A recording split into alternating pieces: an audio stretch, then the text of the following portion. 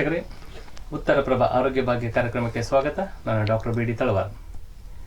ಇವತ್ತಿನ ವಿಶೇಷ ಕಾರ್ಯಕ್ರಮದಲ್ಲಿ, ಈ ಒಂದು ಆರೋಗ್ಯ ಭಾಗ್ಯ ಕಾರ್ಯಕ್ರಮದಲ್ಲಿ ಹೃದಯಘಾತದ ಬಗ್ಗೆ, ಈ ಒಂದು ಕರೋನಾದ ನಂತರ ಸಂಪೂರ್ಣವಾಗಿ ಹೃದಯಘಾತ ಅಂದರೆ ಇಮಿಡಿಯೇಟ್ಲಿ ಅವರಿಗೆ ಒಂದು ಹಾರ್ಟ್ ಅಟ್ಯಾಕ್ ಅನ್ನೋ ಒಂದು ಭಯಾನಕ ರೋಗಕ್ಕೆ ತುತ್ತಾಗಿ ಎಷ್ಟೋ ಜನರು ಅದರಿಂದ ಭಯಾನಕವಾಗಿ ಯಾವುದೋ ಒಂದು ಕಾಯಿಲೆ ಬಂದರೂ ಒಂದು ಹೃದಯಘಾತಕ್ಕೆ ಸಂಬಂಧಪಟ್ಟಂಥ ವಿಷಯ ಅಂತ ಒಂದು ಮಾನಸಿಕವಾಗಿ ಅದನ್ನು ತೆಗೆದುಕೊಂಡು ಹೃದಯ ಕಾಯಿಲೆ ಬಗ್ಗೆ ಅವರು ಏನು ಮಾಡ್ತಾರೆ, ಕಂಪ್ಲೀಟ್ ಆಗಿ ಹೃದಯ ಕಾಯಿಲೆ ಬಗ್ಗೆನ ಅವರು ಚಿಂತನೆ ಮಾಡುವಂಥ ಒಂದು ಸಂದರ್ಭದಲ್ಲಿ ಇಂಥ ಒಂದು ಮಾನಸಿಕವಾಗಿರ್ಬೋದು ಅಥವಾ ಹೃದಯ ಕಾಯಿಲೆ ಬಗ್ಗೆ ಇರ್ಬೋದು, ಹೃದಯಘಾತ ಯಾವ ರೀತಿ ಆಗುತ್ತೆ, ಯಾವ ಸಂದರ್ಭದಲ್ಲಿ ಆಗುತ್ತೆ, ಯಾವಾಗ ಆಗಬೇಕು, ಇಮಿಡಿಯೇಟ್ಲಿ ಅದಕ್ಕೆ ಪ್ರಿಕಾಷನ್ಸ್ ಏನೋ ಪ್ರಿವೆಂಟಿವ್ ಏನಂದ್ರೆ ಬರೋಕ್ಕಿಂತ ಮುಂಚೆಕ ಆಮೇಲೆ ಬಂದ ನಂತರ ಏನು ಮಾಡ್ಬೇಕಂತ ಒಂದು ಸಂಪೂರ್ಣ ಮಾಹಿತಿಯನ್ನು ಕೊಡಲಿಕ್ಕೆ ಆರೋಗ್ಯ ಭಾಗ್ಯ ಕಾರ್ಯಕ್ರಮಕ್ಕೆ ಆಗಮಿಸಿದಂಥ ಡಾಕ್ಟರ್ ಸಂಜೀವ್ ಚಿಂತಾಮಣಿ ಸರ್ ಅವರು, ಇವರು MBBS MD DM interventional cardiologist. ಇವರು ಗದಗಿನಲ್ಲಿ ತಮ್ಮ ಒಂದು ಸ್ವಂತ ಒಂದು ನರ್ಸಿಂಗು ಇದರಲ್ಲಿ ಕಾರ್ಯನಿರ್ವಹಿಸುತ್ತಿದ್ದಾರೆ. ಅವರನ್ನು ಈ ಕಾರ್ಯಕ್ರಮಕ್ಕೆ ಸ್ವಾಗತಿಸೋಣ. ನಮಸ್ಕಾರ ಡಾಕ್ಟ್ರೆ.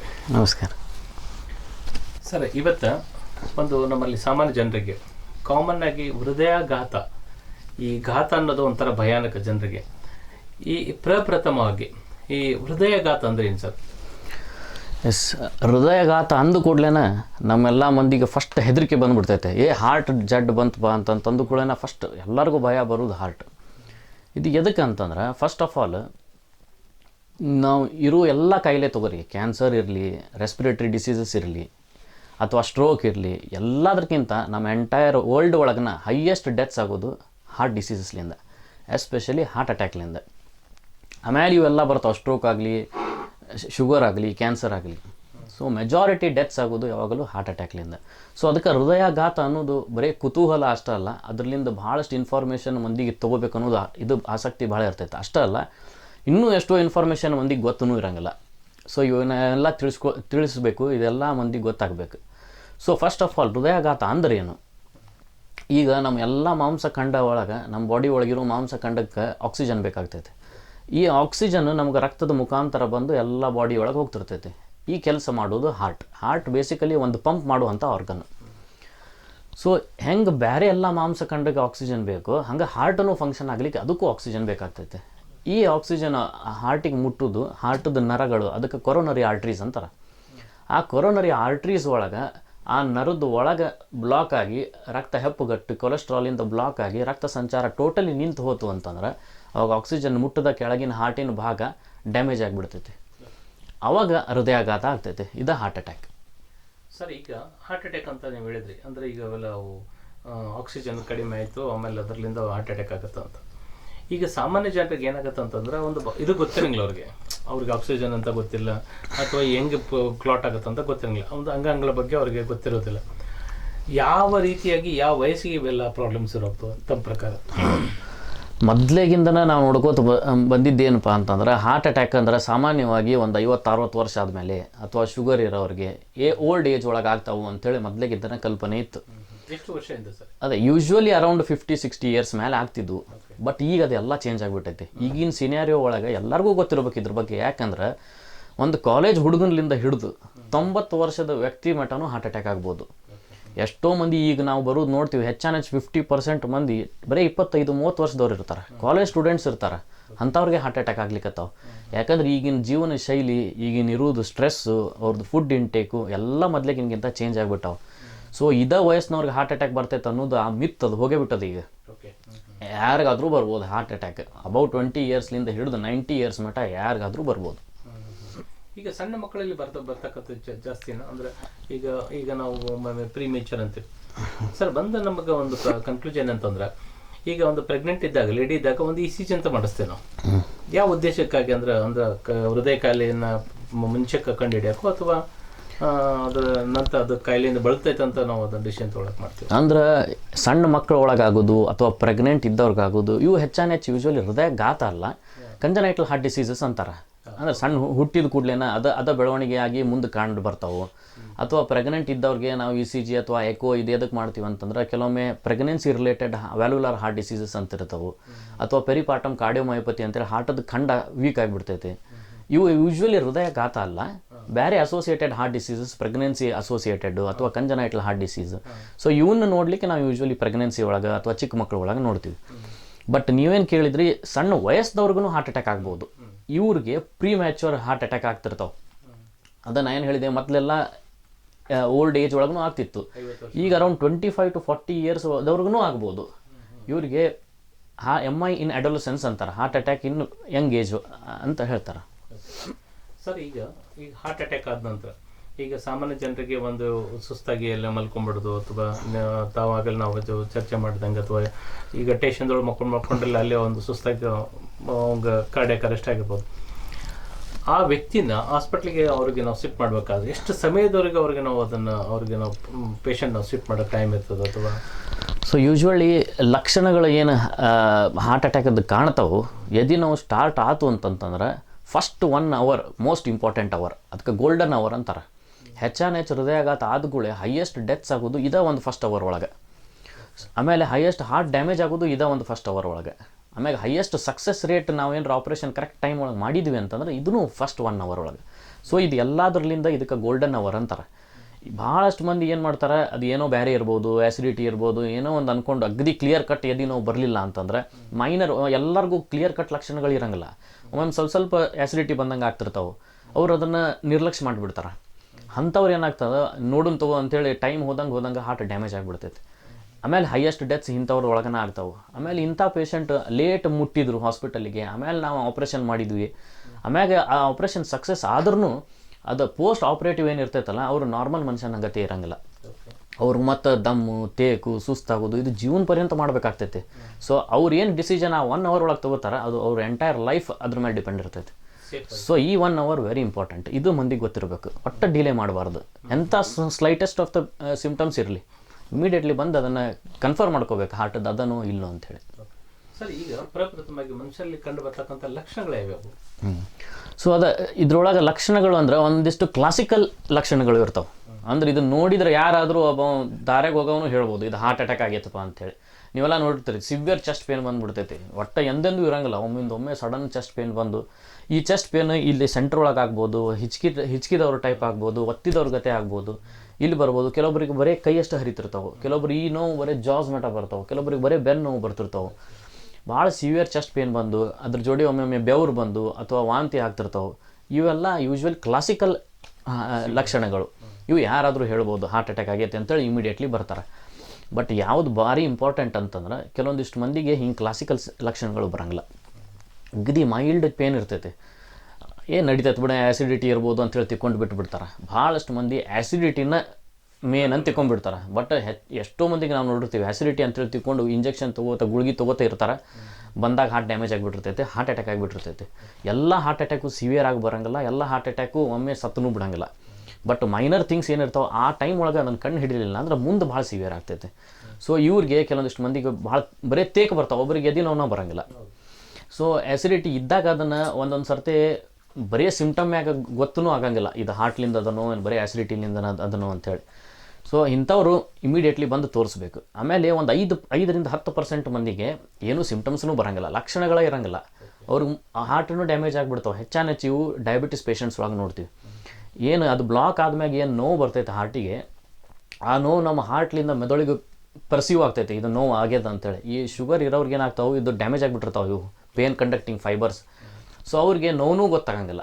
ಇಂಥವ್ರು ಬರೀ ತೇಕು, ದಮ್ಮು, ಸುಸ್ತು ಅಂತ ಬರ್ತಿರ್ತಾರೆ. ಇಂಥವ್ರು ಇಮಿಡಿಯೇಟ್ಲಿ ಬಂದು ಫಸ್ಟ್ ಹಾರ್ಟದ್ದು ಹೌದು ಅಲ್ಲೋ ಅಂತೇಳಿ ಕನ್ಫರ್ಮ್ ಮಾಡಿಸ್ಕೋಬೇಕು. ಆಮ್ಯಾಗ ಒಂದಿಷ್ಟು ಜನ ಅಂತೂ ಇಂಥ ಸಿವಿಯರ್ ಆಗ್ತೈತೆ ಅಂತಂದ್ರೆ ಅವ್ರು ಇಮಿಡಿಯೇಟ್ಲಿ ಅನ್ಕಾನ್ಷಿಯಸ್ ಆಗಿಬಿಟ್ಟಿರ್ತಾರೆ. ಎಲ್ಲೋ ರೋಡ್ ಒಳಗೆ ನೀವು ನೋಡಿರ್ತೀರಿ, ಎಲ್ಲ ಆರಾಮಿದ್ರಿ, ಒಮ್ಮೆ ಸಡನ್ನಾಗಿ ಅನ್ಕಾನ್ಷಿಯಸ್ ಆಗಿಬಿಟ್ರು ಅಂತೇಳಿ. ಇದು ಮನೆಗೆ ಆಗ್ಬೋದು, ಸ್ಟೇಷನ್ ಒಳಗೆ ಆಗ್ಬೋದು, ಅಥವಾ ಏರ್ಪೋರ್ಟ್ ಒಳಗೆ ಆಗ್ಬೋದು. ಇಲ್ಲ, ಹಂಗೇನಿಲ್ಲ, ಅದು ಒಂದು ಮಿತ್ ಅಂತ ತಿಳ್ಕೊರಿ. ವಾಂತಿ ಭಾಳ ಸಹಜ, ಅದು one of the symptom. Sympathetic over activity ಅಂತ ಆಗ್ತಿರ್ತಾವೆ, ಹಾರ್ಟ್ ರೇಟ್ ಜಾಸ್ತಿ ಆಗ್ತೈತಿ, BP ಎಲ್ಲ ಡೌನ್ ಆಗ್ತಿರ್ತಾವೆ. ಇಂಥ ಟೈಮ್ ಒಳಗೆ ಅವ್ರಿಗೆ ವಾಂತಿ ಆಗ್ತಿರ್ತೈತಿ. ಬಟ್ ವಾಂತಿ ಆದ್ರೆ ಅದು ಸಿವಿಯರ್ ಆಗ್ತಾರ ಹಂಗೇನಿಲ್ಲ. ಬಟ್ ಇದು ಒನ್ ಆಫ್ ದ ಸಿಮ್ಟಮ್, ಇದು ಒನ್ ಆಫ್ ದ ಲಕ್ಷಣ ಹಾರ್ಟ್ ಅಟ್ಯಾಕ್ ಇದ್ದವ್ರಿಗೆ. ಬಟ್ ಜನರಿಗೆ ಏನು ಗೊತ್ತಾಗಬೇಕು ಅಂತಂದ್ರೆ, ಸಪೋಸ್ ಎಲ್ಲರೇ ಒಬ್ಬ ಪೇಷಂಟ್ ಈಗ ಏರ್ಪೋರ್ಟ್ ಒಳಗೆ ಆಗಲಿ, ರೈಲ್ವೆ ಸ್ಟೇಷನ್ ಒಳಗೆ ಆಗಲಿ ಸಡನ್ನಾಗಿ ಬೆವರು ಬಂದು ಎಚ್ಚರ ತಪ್ಪು ಬಿದ್ದುಬಿಟ್ಟ ಅಂತಂದ್ರೆ, ಒಂದಿಷ್ಟು ಮಂದಿಗೆ ಆ ಟೈಮ್ ಒಳಗೆ ಏನೇನು ಮಾಡಬೇಕು, ಇವ್ರನ್ನ ಹೆಂಗೆ ಹಾಸ್ಪಿಟಲಿಗೆ ಕರ್ಕೊಂಡು ಹೋಗಬೇಕು, ಇವು ಇಂಪಾರ್ಟೆಂಟ್. ಕೆಲವೊಂದಿಷ್ಟು ಥಿಂಗ್ಸ್ ಗೊತ್ತಿರಬೇಕು. ಅದು ಯಾವ ರೀತಿಯಾಗಿ ಅವರು ಅದನ್ನು ಈಗ ಸುಸ್ತಾಗಿ ಅವ ಅಲ್ಲಿ ಕೂತ್ಕೊಂಡು ಅಂದಾಗ ಅವ್ನು ಯಾವ ರೀತಿಯಾಗಿ ಶಿಫ್ಟ್ ಮಾಡಬೇಕು ಅಂದರೆ ಒಮ್ಮೆ ಅವ್ನಿಗೆ ನಡ್ಸ್ಕೊಂಡು ಬರೋದಾಗ್ಲಿ ಅಥವಾ ಅವ್ರಿಗೆ ವೆಹಿಕಲ್ನಿಗೆ ಅಂದರೆ ಯಾವ ರೀತಿಯಾಗಿ ಅವ್ರನ್ನ ಹಾಸ್ಪಿಟಲ್ ನಾವು ತಲುಪಿಸ್ಬೇಕು? ಹೌದು, ಇಂಥದ್ರೊಳಗೆ ಭಾಳ ಇಂಪಾರ್ಟೆಂಟ್ ಏನಂದ್ರೆ ಈ ಪೇಷಂಟನ್ನು ಒಟ್ಟು ಆ ಜಗತ್ತಿನಿಂದ ಎಬ್ಬಿಸ್ಬಾರ್ದು. ಇವನ್ ಹಿಂಗೆ ಎಬ್ಬಿಸಿ ಕೂಡಿಸೂಬಾರ್ದು. ಕೂತ್ ಕೂಡ ಆ ಗ್ರಾವಿಟಿಲಿಂದ ಅವ್ರಿಗೆ ಎಲ್ಲ ರಕ್ತ ಸಂಚಾರ ಕೆಳಗೆ ಬಂದು ಅವ್ರಿಗೆ ತಲೆ ತಿರುಗಿ BP ಡೌನ್ ಆಗಿ ಒಮ್ಮೊಮ್ಮೆ ಎಚ್ಚರ ತಪ್ಪು ಚಾನ್ಸ್ ಇರ್ತೈತೆ. ಭಾರಿ ಕ್ರಿಟಿಕಲ್ ಕಂಡೀಷನ್. ಆ ಟೈಮ್ ಒಳಗೆ ಅವ್ರಿಗೆ ಒಟ್ಟೊಟ್ಟ ಅಲ್ಲಿಂದ ಮಿಸ್ಗಾಡ್ಸ್ಬಾರ್ದು, ಸುಮ್ಮನೆ ಸೀದಾ ಮಲಗಿಸ್ಬೇಕು. ಅವ್ರಿಗೆ ಅಕಸ್ಮಾತ್ ವಾಂತಿ ಗಿಂತಿ ಏನಾರು ಬರ್ತಿತ್ತಂದ್ರೆ ಒಂದು ಸೈಡ್ ಲೆಫ್ಟಿಗೆ ರೈಟಿಗೆ ಅವ್ರಿಗೆ ಮುಖ ತಿರುಗಿಸಿ ಅಲ್ಲೇ ಮಲಗಿಸಿ ಇರಬೇಕು. ಆಮ್ಯಾಗ ಅಕಸ್ಮಾತ್ ಅವ ಕಾನ್ಷಿಯಸ್ ಇದ್ದ ಅಂತಂದ್ರೆ ಎಲ್ಲರಿಗೂ ಗೊತ್ತಿರ್ತೈತೆ ಆಸ್ಪ್ರಿನ್ ಅನ್ನೋದು ಒಂದು ಇಂಪಾರ್ಟೆಂಟ್ ಹಾರ್ಟಿಗೆ ತೊಗೊಳ್ಳೋ ಗುಳಿಗೆ ಅಂತೇಳಿ. ಅಲ್ಲಿ ಏನರೇ ಇದ್ರೊಳಗೆ ಇತ್ತಂದ್ರೆ ಆ ಗುಳಿಗೆ ಸ್ವಲ್ಪ ಪುಡಿ ಮಾಡಿ ಅವ್ರ ಬಾಯಿ ಒಳಗೆ ಹಾಕಿ ಇಮಿಡಿಯೇಟ್ 108 ಕಾಲ್ ಮಾಡಿ, ಅಥವಾ ನಿಯರ್ ಬೈ ಯಾವ್ದು ಕ್ರಿಟಿಕಲ್ ಕೇರ್ ICU ಇರ್ತೈತೆ ಅಲ್ಲಿ ಇಮಿಡಿಯೇಟ್ಲಿ ಆ್ಯಂಬುಲೆನ್ಸ್ಲಿ ಶಿಫ್ಟ್ ಮಾಡಬೇಕು. ಆಮೇಲೆ ಒಮ್ಮೊಮ್ಮೆ ಅನ್ಕಾನ್ಷಿಯಸ್ ಇದ್ರ ಅಂದರೆ ಜಸ್ಟ್ ಹಿಂಗೆ ನರ ಮುಟ್ಟಿ ನೋಡ್ಬೇಕು. ಏನೇನು ನರ ಕಾಣತಿರ್ಲಿಲ್ಲ ಅಂತಂತಂದ್ರೆ ಅವ್ನು ಹಾರ್ಟ್ ಅರೆಸ್ಟ್ ಆಗಿಬಿಟ್ಟೈತೆ ಅಂಥೇಳಿ, ಅಂದ್ರೆ ಪಂಪನ ಆಗ್ಲಿಕ್ಕತ್ತಿಲ್ಲ ಅಂಥೇಳಿ. ಇಂಥದನ್ನು ಕೆಲವೊಂದಿಷ್ಟು ಮಂದಿ ನಮ್ಮ ಜನರಲ್ ಪಬ್ಲಿಕ್ಕಿಗೆ ಏನು ಗೊತ್ತಾಗಬೇಕು ಅಂತಂದ್ರೆ, ಕೆಲವೊಂದಿಷ್ಟು ಹಾರ್ಟ್ ಒತ್ತೀವಿ ನಾವು, CPR ಅಂತಾರೆ ಅದಕ್ಕೆ, ಕಾರ್ಡಿಯಾಕ್ ರಿಸಸಿಟೇಷನ್ ಅಂತೇಳಿ. ಅವಾಗ ಇಮಿಡಿಯೇಟ್ಲಿ ಅವ್ರನ್ನ ಹಾರ್ಟ್ ಹಿಂಗೆ ಒತ್ತಬೇಕು, ಪಂಪ್ ಮಾಡಬೇಕು. ಆಮ್ಯಾಗ ನಮ್ಮ ಕೆಲವೊಂದಿಷ್ಟು ಏರ್ಪೋರ್ಟ್ ಒಳಗಾಗಲಿ ರೈಲ್ವೆ ಸ್ಟೇಷನ್ ಒಳಗಾಗಲಿ ಅದು ಯೂಶ್ವಲಿ ಏನಂತಂದ್ರೆ ಹಿಂಗೆ ಕಂಟಿನ್ಯೂಸ್ ಆಗಿ ಪಂಪ್ ಮಾಡ್ಕೋತಿರ್ಬೇಕು. 2 ಸರ್ತೆ ಹಿಂಗೆ ನಾವು ಪಂಪ್ ಮಾಡ್ತೀವಿ, ಒಮ್ಮೆ ಮೌತ್ ರೆಸ್ಪಿರೇಷನ್ ಅಂತ ಕೊಡ್ತೀವಿ. 1-2 ಸರ್ತೆ ಹಿಂಗೆ ಒತ್ತಬೇಕು ಮತ್ತು ಮೌತ್ ರೆಸ್ಪಿರೇಷನ್ ಕೊಡಬೇಕು. ಆಮ್ಯಾಗ ಇದ್ರ ಜೋಡಿ ಕೆಲವೊಂದು ಕಡೆ ಡಿಫಿಬ್ರಿಲೇಟರ್ಸ್ ಅಂತ ಇರ್ತಾವೆ. ಅದು ಹಾರ್ಟ್ ಜೋರು ಬಡ್ಕೊಂಡು ಅವ್ರಿಗೆ ಅನ್ಕಾನ್ಷಿಯಸ್ ಆಗಿರ್ತಾರೆ. ಸೊ ಅದನ್ನು ತೊಗೊಂಡು ಶಾಕ್ ಕೊಡೋದು ಇರ್ತೈತಿ. ಇವು ಯೂಶ್ವಲಿ ಎಲ್ಲ ಫಾರಿನ್ ಕಂಟ್ರೀಸ್ ಒಳಗೆ ಜನರಲ್ ಪಬ್ಲಿಕ್ಕಿಗೆ ಆ ಇರೋ ಸ್ಟಾಫಿಗೆ ಟ್ರೈನ್ ಮಾಡಿರ್ತಾರೆ. ಬಟ್ ನಮ್ಮ ಕಡೆ ಎಲ್ಲ ಇಂಥವು ಅವೈಲಬಿಲಿಟಿನೂ ಇಲ್ಲ ಮತ್ತು ಜನರಲ್ ಪಬ್ಲಿಕ್ಕಿಗೆ ಇಂಥ ಅವೇರ್ನೆಸ್ಸು ಇಲ್ಲ. ಇವೇ ಇಂಪಾರ್ಟೆಂಟ್. ಎಲ್ಲೋ ಒಬ್ಬ ಅನ್ಕಾನ್ಷಿಯಸ್ ಇದ್ದಾಗ ಇದು ಹಾರ್ಟ್ ಮಸಾಜ್ ಮಾಡೋದಾಗಲಿ ಅಥವಾ ಡಿಫಿಬ್ರಿಲೇಟರ್ ಆಗಲಿ 108 ಕಾಲ್ ಮಾಡಿ ಇಂಥವು ಇಮಿಡಿಯೇಟ್ ನಾರ್ಮಲ್ ಸ್ಟೆಪ್ಸ್ ತೊಗೊಳ್ಳೋದಾಗಲಿ, ಇಂಥವು ಕೆಲವೊಂದಿಷ್ಟು ಲೈಫ್ ಸೇವಿಂಗ್ ಪ್ರೊಸೀಜರ್ಸ್. ಇವು ಮಿನಿಮಲ್ ಥಿಂಗ್ಸ್ ಇರ್ತಾವೆ, ಬಟ್ ಇವಿಷ್ಟು ಗೊತ್ತಾದವು ಅಂದ್ರೆ ಮನುಷ್ಯನ ಜೀವನ ಉಳಿಸ್ಬೋದು. ಸರ್, ಈಗ ಅನ್ಕಾನ್ಷಿಯಸ್ ಇದ್ದಾಗ ನಾನು ಸಾಮಾನ್ಯ ಜನರು ಏನು ಮಾಡ್ತಾರೆ ಅಂತಂದ್ರೆ ಈ ಪಬ್ಲಿಕ್ ಒಳಗೆ ಅವು ಅನ್ಕಾನ್ಷಿಯಸ್ ಆಗಿ ಬೆಡ್ದ ಕಟ್ಲೆ ಅವ್ಗೆ ನೀರು ಕುಡಿಸ್ತಾರೆ. ತಮ್ಮ ಪ್ರಕಾರ ನೀರು ಕುಡಿಸ್ಬೇಕು ಅಥವಾ ಕುಡಿಸ್ಬಾರ್ದು? ಇಲ್ಲ, ಆ್ಯಕ್ಚುಲಿ ನೀರು ಹಂಗೆ ಏನು ಕುಡಿಸ್ಬಾರ್ದು. ಯಾಕಂದ್ರೆ ಅವ್ಗೆ ಫಸ್ಟ್ ಆಫ್ ಆಲ್ ಅನ್ಕಾನ್ಷಿಯಸ್ ಇದ್ದಾಗ ಆ ಸ್ವ್ಯಾಲೋಯಿಂಗ್ ಕೆಪಾಸಿಟಿ ಇರೋಂಗಿಲ್ಲ. ನಾವು ಫೋರ್ಸಿಬ್ಲಿ ಅದನ್ನೇನಾರು ಮಾಡ್ಲಿಕ್ಕೆ ಹೋದ್ವಿ ಅಂತಂದ್ರೆ ಒಮ್ಮೆ ಆಸ್ಪಿರೇಷನ್ ಆಗಿ ಲಂಗ್ಸ್ ಒಳಗೆ ಹೋಗಿ ಅದರಲ್ಲಿಂದನೇ ಪ್ರಾಬ್ಲಮ್ ಆಗೋ ಚಾನ್ಸೂ ಇರ್ತಾವೆ. ಸೊ ಅಂಥದ್ದು ಏನೂ ಮಾಡಬಾರ್ದು. ಅದೇ ನೀರೇನು ಅವ್ನಿಗೆ ಲೈಫ್ ಸೇವಿಂಗ್ ಅಲ್ಲ. ಆ ಟೈಮ್ ಒಳಗೆ ಫಸ್ಟ್ ಆ ಟೈಮ್ ಒಳಗೆ ಅವ್ನಿಗೆ ಹಾರ್ಟ್ ಅಟ್ಯಾಕ್ ಆಗಿರ್ತೈತಿ. ಇಮಿಡಿಯೇಟ್ ಮೆಜರ್ಸ್ ತೊಗೊಂಡು ಸೀದಾ ಮಲಗಿಸಿ ಇಮಿಡಿಯೇಟ್ಲಿ ICU ಕರ್ಕೊಂಬರ್ಬೇಕು. ಹೌದು, ಎಲ್ಲಿ ಸ್ಪೆಷಲ್ ಅಂಥದ್ದೇನು ಮಾಡಬಾರ್ದು. ಅದ ಪೊಸಿಷನ್ ಒಳಗೆ ಕರ್ಕೊಂಬರ್ಬೇಕು. ಸರ್, ಈಗ ತಮ್ಮ ಪ್ರಕಾರ ಈ ಹೃದಯಾಘಾತ ಅನ್ನೋದು ಈ BP ಇಂದ ಬರ್ತಕ್ಕಂಥವ್ರಿಗೆ ಅಷ್ಟ ಆಗುತ್ತೋ ಅಥವಾ ಎಲ್ಲರಿಗೆ ಆಗ್ಬೋದು? ಇಲ್ಲ, BP one of the symptom, one of the reason ಅಷ್ಟೇ. ಹಿಂಗೆ ಭಾಳಷ್ಟು ರೀಸನ್ಸ್ ಅವ. ಈಗ ಒಂದು ಶುಗರ್ಲಿಂದ ಬರ್ಬೋದು, BPಲಿಂದ ಬರ್ಬೋದು, ಸ್ಮೋಕಿಂಗ್ ಇದ್ದವ್ರಿಗೆ ಬರ್ಬೋದು, ಆಮ್ಯಾಗ ಡಿಸ್ಲಿಪಿಡಿಮಿ ಅಂತಾರೆ, ಹೈ ಕೊಲೆಸ್ಟ್ರಾಲ್ ಇದ್ದವ್ರಿಗೆ ಬರ್ಬೋದು. ಆಮೇಲೆ ಕೆಲವೊಂದಿಷ್ಟು ಭಾಳ ಹೈ ಸ್ಟ್ರೆಸ್ ಇರ್ತಾವೆ, ಹೈ ಸ್ಟ್ರೆಸ್ಫುಲ್ ಜಾಬ್ ಇರ್ತಾವೆ. ಇವೆಲ್ಲ ಕೆಲವೊಂದಿಷ್ಟು ಪ್ರಿವೆಂಟಬಲ್ ಕಾಸಸ್ ಅಂತಾರೆ. ಆಮೇಲೆ ಕೆಲವೊಂದಿಷ್ಟು ಮಂದಿಗೆ ಫ್ಯಾಮಿಲಿಯಿಂದ ಜೆನೆಟಿಕಲಿನ ಪ್ರೋನ್ ಇರ್ತಾರೆ. ಫ್ಯಾಮಿಲಿ ಒಳಗನ ಹಾರ್ಟ್ ಅಟ್ಯಾಕ್ ಹಾಕೋತಾ ಇರ್ತಾವೆ.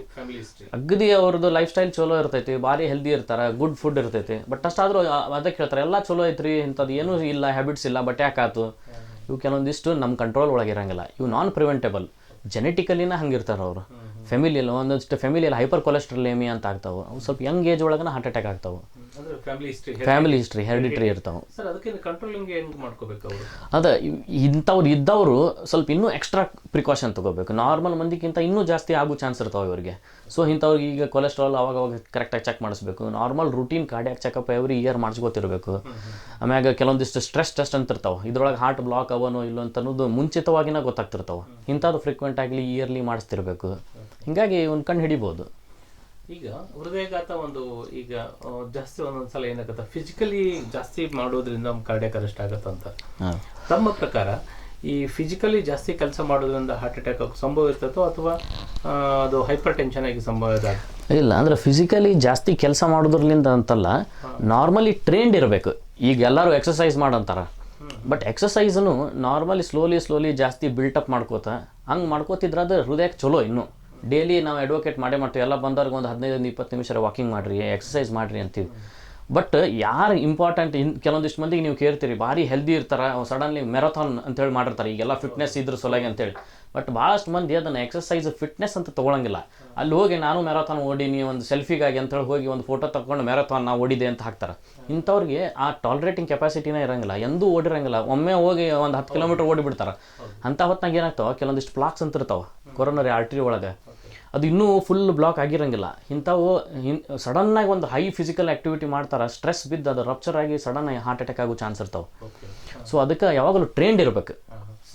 ಸ್ಟೆಪ್ ಬೈ ಸ್ಟೆಪ್ ಸ್ಲೋಲಿ ಅದನ್ನ ಇನ್ಕ್ರೀಸ್ ಮಾಡಿ ಅದ್ರೊಳಗೆ ಟ್ರೈನ್ಡ್ ಇದ್ರೆ ಮಾಡ್ಬೋದು. Sudden high level physical stress ತೊಗೊಂಡ್ರೆ ಇಂಥ ಪ್ರಾಬ್ಲಮ್ ಆಗೋ ಚಾನ್ಸ್ ಇರ್ತಾವೆ. ಅಂದ್ರೆ ತಮ್ಮ ಪ್ರಕಾರ ಏನೋ ಮಾಡಿದ್ರು ಎಕ್ಸರ್ಸೈಸ್ ಅಥವಾ ಏನೋ ಮಾಡಿದ್ರು ಟೈಮ್ ಅವ್ರ ಏಜಿಗೆ, ಹೌದೌದು, ಅವ್ರವ್ರ ಏಜಿಗೆ ಇಷ್ಟು ನಿಮಿಷ ಮಾಡ್ಬೇಕಂತ ಇರ್ತೈತಿ. ಅದನ್ನು ಸ್ಲೋಲಿ ಅವ್ರ ಎಂಡ್ಯೂರೆನ್ಸ್ ಕೆಪಾಸಿಟಿ ಬಿಲ್ಡಪ್ ಮಾಡಿ ಸ್ಲೋಲಿ ಜಾಸ್ತಿ ಮಾಡ್ಕೋತ ಹೋಗ್ಬೇಕು. ಇದಕ್ಕಾದ್ರೂ ಅವ್ರು ಮಾಡೋಕ್ಕಿಂತ ಮುಂಚೆ ಒಂದು ಡಾಕ್ಟರ್ ಕನ್ಸಲ್ಟೇಷನ್ ಮಾಡಿ ಎಷ್ಟು ಮಾಡಿದ್ರು ಚಲೋ. ಎಲ್ಲರಿಗೂ ಅವ್ರವ್ರದ್ದು ಒಂದು ಟಾರ್ಗೆಟ್ ಹಾರ್ಟ್ ರೇಟ್ ಅಂತ ಇರ್ತೈತಿ. ಅವ್ರ ಏಜಿಗೆ 220 ಏಜ್ ಅಂದ್ರೆ ಅವ್ರದ್ದು ಒಂದು ಟಾರ್ಗೆಟ್ ಹಾರ್ಟ್ ರೇಟ್ ಅಂತ ಇರ್ತೈತಿ. ಅದನ್ನು ಕ್ರಾಸ್ ಆಗಬಾರ್ದು. ಅದ್ರದ್ದು ಒಂದು 80-90% ಮೆಟ ಮುಟ್ಟುವಷ್ಟು ನಡಿಬೇಕು. ಇದ್ರ ಬಗ್ಗೆನೂ ಕೆಲವೊಂದಿಷ್ಟು ಇನ್ಫಾರ್ಮೇಷನ್ ತೊಗೊಂಡು ಎಕ್ಸರ್ಸೈಸ್ ಸ್ಟಾರ್ಟ್ ಮಾಡಬೇಕು. ಈಗ ಒಂದು ಫಿಟ್ನೆಸ್ ಅಂತ ಒಂದು ಏನು ಮಾಡ್ತಾ ಇರ್ತಾರಲ್ಲ ಈಗೆಲ್ಲ ಅವ್ರಲ್ಲ ಸ್ಟಾರ್ಟ್ ಮಾಡೋದ್ರಲ್ಲಿ ಅವ್ರಿಗೆ ರನ್ನಿಂಗು ಆಮೇಲೆ ಹೆವಿ ಒಂದು ಫಿಟ್ನೆಸ್ ಮಾಡ್ಕೋತದಂಗೆಲ್ಲ ಆಮೇಲೆ ಬರ್ಬರ್ತಾ ಅವ್ರಿಗೆ ಏನಾಗುತ್ತೆ ಒಂದು ಮಸಲ್ಸ್ ಕ್ಯಾಚ್ ಆಗೋದಾಗ್ಲಿ ತಾವು ಹೇಳ್ದಂಗೆ ಆಗಲೇ ಓವರ್ ಎಕ್ಸರ್ಸೈಸ್ ಮಾಡೋದಾಗ್ಲಿ ಅವೆಲ್ಲ ಪ್ರಾಬ್ಲಮ್ ಶುರು ಆಗುತ್ತೆ. ಅಂದ್ರೆ ತಮ್ಮ ಪ್ರಕಾರ ಒಂದು ಡಾಕ್ಟರ್ ಅಡ್ವೈಸ್ ತೊಗೊಂಡು ಅವ್ರು ಮಾಡೋದು ಒಳ್ಳೇದು. ಹೌದೌದು. ಏನೋ ಈಗ ಜಿಮ್ ಸ್ಟಾರ್ಟ್ ಮಾಡ್ತಿರ್ತಾರೆ ಕೆಲವೊಂದಿಷ್ಟು ಮಂದಿ, ಅದು ಫಿಸಿಕಲ್ ಎಕ್ಸರ್ಸೈಸ್ ಅವ್ರ ಹೆಲ್ತಿಗೋಸ್ಕರ ಮಾಡ್ತಿರ್ತಾರೆ. ಕೆಲವೊಂದಿಷ್ಟು ಮಂದಿ ಬರೀ ಲುಕ್ಸ್ ಒಳಗೆ ಮಾಡ್ತಿರ್ತಾರೆ. ಸೊ ಇವ್ರು ಎಂದೂ ಎಕ್ಸರ್ಸೈಸ್ ಮಾಡಿರಂಗಿಲ್ಲ. ಹೋಗಿ ಒಮ್ಮೆ ಸಡನ್ನಾಗಿ ಒಂದು 100 kg ಎತ್ತುದು ಹಿಂಗೆ ಮಾಡಿದ ಕೂಡ ಸಡನ್ಲಿ ಒಮ್ಮೆ ಹಾರ್ಟ್ ಅಟ್ಯಾಕ್ ಆಗೋ ಚಾನ್ಸ್ ಇರ್ತಾವೆ. ಅಥವಾ ಹಾರ್ಟಿಗೆ ಕೆಪಾಸಿಟಿಗೆ ಮೊದಲೇಕಿಂತ ಕಮ್ಮಿ ಇದ್ದಾಗ ಗೊತ್ತಿಸೋದಕ್ಕೆ ಇರಂಗಿಲ್ಲ. ಇವ್ರಿಗೆ ಹಾರ್ಟ್ ಜೋರು ಬಡ್ಕೊಂಡು VT ಅಂತ ಆಗ್ತಾವೆ, ಸಡನ್ನಾಗಿ ನಿಂತು ಬಿಡ್ತಾವೆ. ಸೊ ಯಾವುದೋ ಒಂದು ಹಿಂಗೆ ಮಾಡ್ಬೇಕಾದ್ರೂ ಒಂದು ಸಲಹೆ ತೊಗೊಂಡು ಅವ್ರ ಕೆಪಾಸಿಟಿ ಎಷ್ಟದ ಅವ್ರ ಏಜಿಗೆ ಇದನ್ನೆಲ್ಲ ನೋಡಿ ಅದರ ತಕ್ಕ ಮಾಡಿದ್ರೆ ಚಲೋ. ಸರ್ ಈಗ ನೆಕ್ಸ್ಟ್ ನಾವು ಫಿಸಿಕಲಿ ಆದಂಗೆ ಆಯಿತು. ಈ ಮೆಂಟಲಿ ಅಂತ ಹೇಳ್ತೀವಿ ನಾವು, ಮೆಂಟಲಿ ಟೆನ್ಷನ್ ಮೆಂಟಲ್ ಸ್ಟ್ರೆಸ್ ಆಗಿ ಕಾರ್ಡಿಯಾಕ್ ಅರೆಸ್ಟ್ ಆಗುತ್ತೆ ಅಂತ ಕೇಳ್ತೀವಿ. ತಮ್ಮ ಪ್ರಕಾರ ಅದು ಯಾವ ರೀತಿಯಾಗಿ ಆಗುತ್ತೆ? ಹೌದು, ಡೆಫಿನೆಟ್ಲಿ ಮೆಂಟಲ್ ಸ್ಟ್ರೆಸ್ ಈಗಿಂದ ಸಿಚುವೇಶನಿಗೆ ಯಂಗ್ಸ್ಟರ್ಸಿಗೆ ನಾ ಏನು ಹೇಳಿದೆ ಮೊದಲೆಲ್ಲರಿಗೂ ಆಗ್ತಿದ್ದು. ಈಗ ಹೆಂಗಿರ್ತೈತೆ ಅಂದ್ರೆ ಓವರ್ ಆ್ಯಂಬಿಷಿಯಸ್ ಇರ್ತಾರೆ ಎಲ್ಲ ಚಿಲ್ಡ್ರನ್. ಅವರು ಸಾಲಿಗೆ ಸ್ಟಾರ್ಟ್ ಮಾಡಿದ ಕೂಡಲಿಂದ ಅವ್ರ ಪೇರೆಂಟ್ಸ್ ಅವ್ರಿಗೆ ಪ್ರೆಷರ್ ಹಾಕಿ ಫಸ್ಟ್ ಬರಬೇಕು, 90% ಮೇಲೆ ಬರಬೇಕು, ಇವೆಲ್ಲ ಪ್ರೆಷರ್ ಹಾಕಿದ ಕೂಡಲೇ ಅವ್ರಿಗೆ ಮೆಂಟಲಿ ಒನ್ ಟೈಪ್ ಅದಕ್ಕೆ ಅಕೊಮಡೇಟ್ ಆಗಿಬಿಡ್ತಾರೆ. ಅವ್ರಿಗೆ ನಾರ್ಮಲ್ ಹೆಲ್ದಿ ಫುಡ್ ಇರೋಂಗಿಲ್ಲ, ಕರೆಕ್ಟಾಗಿ ಆಟ ಆಡ್ತಿರಂಗಿಲ್ಲ, ಓವರ್ ಆ್ಯಂಬಿಷಿಯಸ್ ಆಗ್ತಾರೆ, ಹೈಲಿ ಕಾಂಪಿಟೇಟಿವ್ ಆಗ್ತಾರೆ. ಇವೆಲ್ಲ ಭಾಳ ವಿಪರೀತ ಸ್ಟ್ರೆಸ್ ಡೆವಲಪ್ ಆಗ್ಲಿಕ್ಕೆ ಹತ್ಬಿಡ್ತಾವೆ. ಇವನ್ನ ನಾವು ಈಗ ಭಾಳಷ್ಟು ಮಂದಿಗೆ ನೋಡಿರ್ತೀವಿ, ಎಷ್ಟೋ ಸಾಫ್ಟ್ವೇರ್ ಇಂಜಿನಿಯರ್ಸು ಬೆಂಗಳೂರಿಂದ ಎಲ್ಲ ಬಂದಿರ್ತಾರೆ. ಇಲ್ಲಿ ಬಂದಾಗ ಹಾರ್ಟ್ ಅಟ್ಯಾಕ್ ಆಗಿಬಿಟ್ಟಿರ್ತೈತೆ. ಅವ್ರು ಕೇಳಿದ್ರೆ ಬೇರೆ ಏನೂ ರಿಸ್ಕ್ ಫ್ಯಾಕ್ಟರ್ ಇರೋಂಗಿಲ್ಲ, ಸ್ಮೋಕಿಂಗ್ ಇಲ್ಲ, ಏನಿಲ್ಲ, ಚಲೋ ಇರ್ತಾರೆ. ಬಟ್ ಒಟ್ಟು ಫಿಸಿಕಲ್ ಆ್ಯಕ್ಟಿವಿಟಿ ಇರೋಂಗಿಲ್ಲ. ಯಾಕಂದ್ರೆ ಹೈ ಸ್ಟ್ರೆಸ್, ಡೆಡ್ ಲೈನ್ಸ್ ಇರ್ತಾವೆ. ಇದನ್ನು ಈ ಟೈಮಿಗೆ ಮುಗಿಸಬೇಕು ಅಂದ್ರೆ ಪ್ರಮೋಷನ್ ಆಗ್ತಾವೆ, ಇದನ್ನ ಮುಟ್ಸಿ ಪ್ರಮೋಷನ್ ಆಗ್ತಾವೆ, ಮತ್ತು ಹೈ ಹೋಗ್ತೀವಿ. ಇದಕ್ಕೆ ಓವರ್ ವರ್ಕ್ ಮಾಡ್ತಾರೆ, ಅವ್ರು ನಿದ್ದಿಗೆಡ್ತಾರೆ, ನಾರ್ಮಲ್ ಏನೇನು ಮಾಡಬೇಕದು ಮಾಡ್ಲಾರ್ದನ್ನ ಅತಿ ಮಾಡ್ತಾರೆ. ಇವೆಲ್ಲ ಹೈ ಸ್ಟ್ರೆಸ್ನು one of the very important reason ಈಗಿನ ಯಂಗ್ಸ್ಟರ್ಸ್ ಒಳಗೆ ಹಾರ್ಟ್ ಅಟ್ಯಾಕ್ ಆಗೋದು. ಅಂದರೆ ಈಗ ನೀವು ನಿಮ್ಮ ಪ್ರಕಾರ ಅವರು ಸ್ಟ್ರೆಸ್ ಕೊಡಬಾರ್ದು ಅಥವಾ ಒಂದು ಟೈಮ್ ಪ್ರಕಾರ ಇದರಿಂದ ಎಕ್ಸಸೈಸ್ ಅಥವಾ ಏನೋ ಒಂದು ಆಕ್ಟಿವಿಟೀಸ್ ಮಾಡ್ಕೊಂಡ್ಮೇಲೆ ಸ್ಟ್ರೆಸ್ ಕೊಡಲಾರ್ದು ಮಾಡಿದ್ರೆ ಇವು ಕಾರ್ಡಿಯಾಕ್ ಅಂದ್ರೆ ಹೌದೌದು, ಎಲ್ಲದ್ರೊಳಗೂ ಒಂದು ಶಿಸ್ತು ಇರಬೇಕು. ಇಷ್ಟು ಮಾಡ್ಬೇಕು, ಅಷ್ಟಾದ್ಮ್ಯಾಗ ಬಾಡಿಗೂ ರೆಸ್ಟ್ ಬೇಕಾಗ್ತೈತಿ, ಕೆಲವೊಂದಿಷ್ಟು ಟೈಮ್ ತೊಗೋಬೇಕಾಗ್ತೈತಿ. ನಿಮ್ಮ ಓನ್ ಸೆಲ್ಫ್ ಸಲುವಾಗಿ ಸ್ವಲ್ಪ ರಿಕ್ರಿಯೇಷನ್ ಇರಬೇಕು, ಸ್ವಲ್ಪ ಟೈಮ್ ರೆಸ್ಟ್ ಕೊಡಬೇಕು. ಓವರ್ ಆ್ಯಂಬಿಷಿಯಸ್ ಆಗಿ ಹೈಲಿ ಕಾಂಪಿಟೇಟಿವ್ ಮಾಡಿ ಭಾಳ ಮಾಡೋದ್ರಲ್ಲಿಂದ ಏನೂ ಸಾಧಿಸಂಗಿಲ್ಲ. ಫೈನಲಿ ಇಂಥವು ಏನಾರ ಪ್ರಾಬ್ಲಮ್ ಆಗ್ಬಿಡ್ತಾವೆ.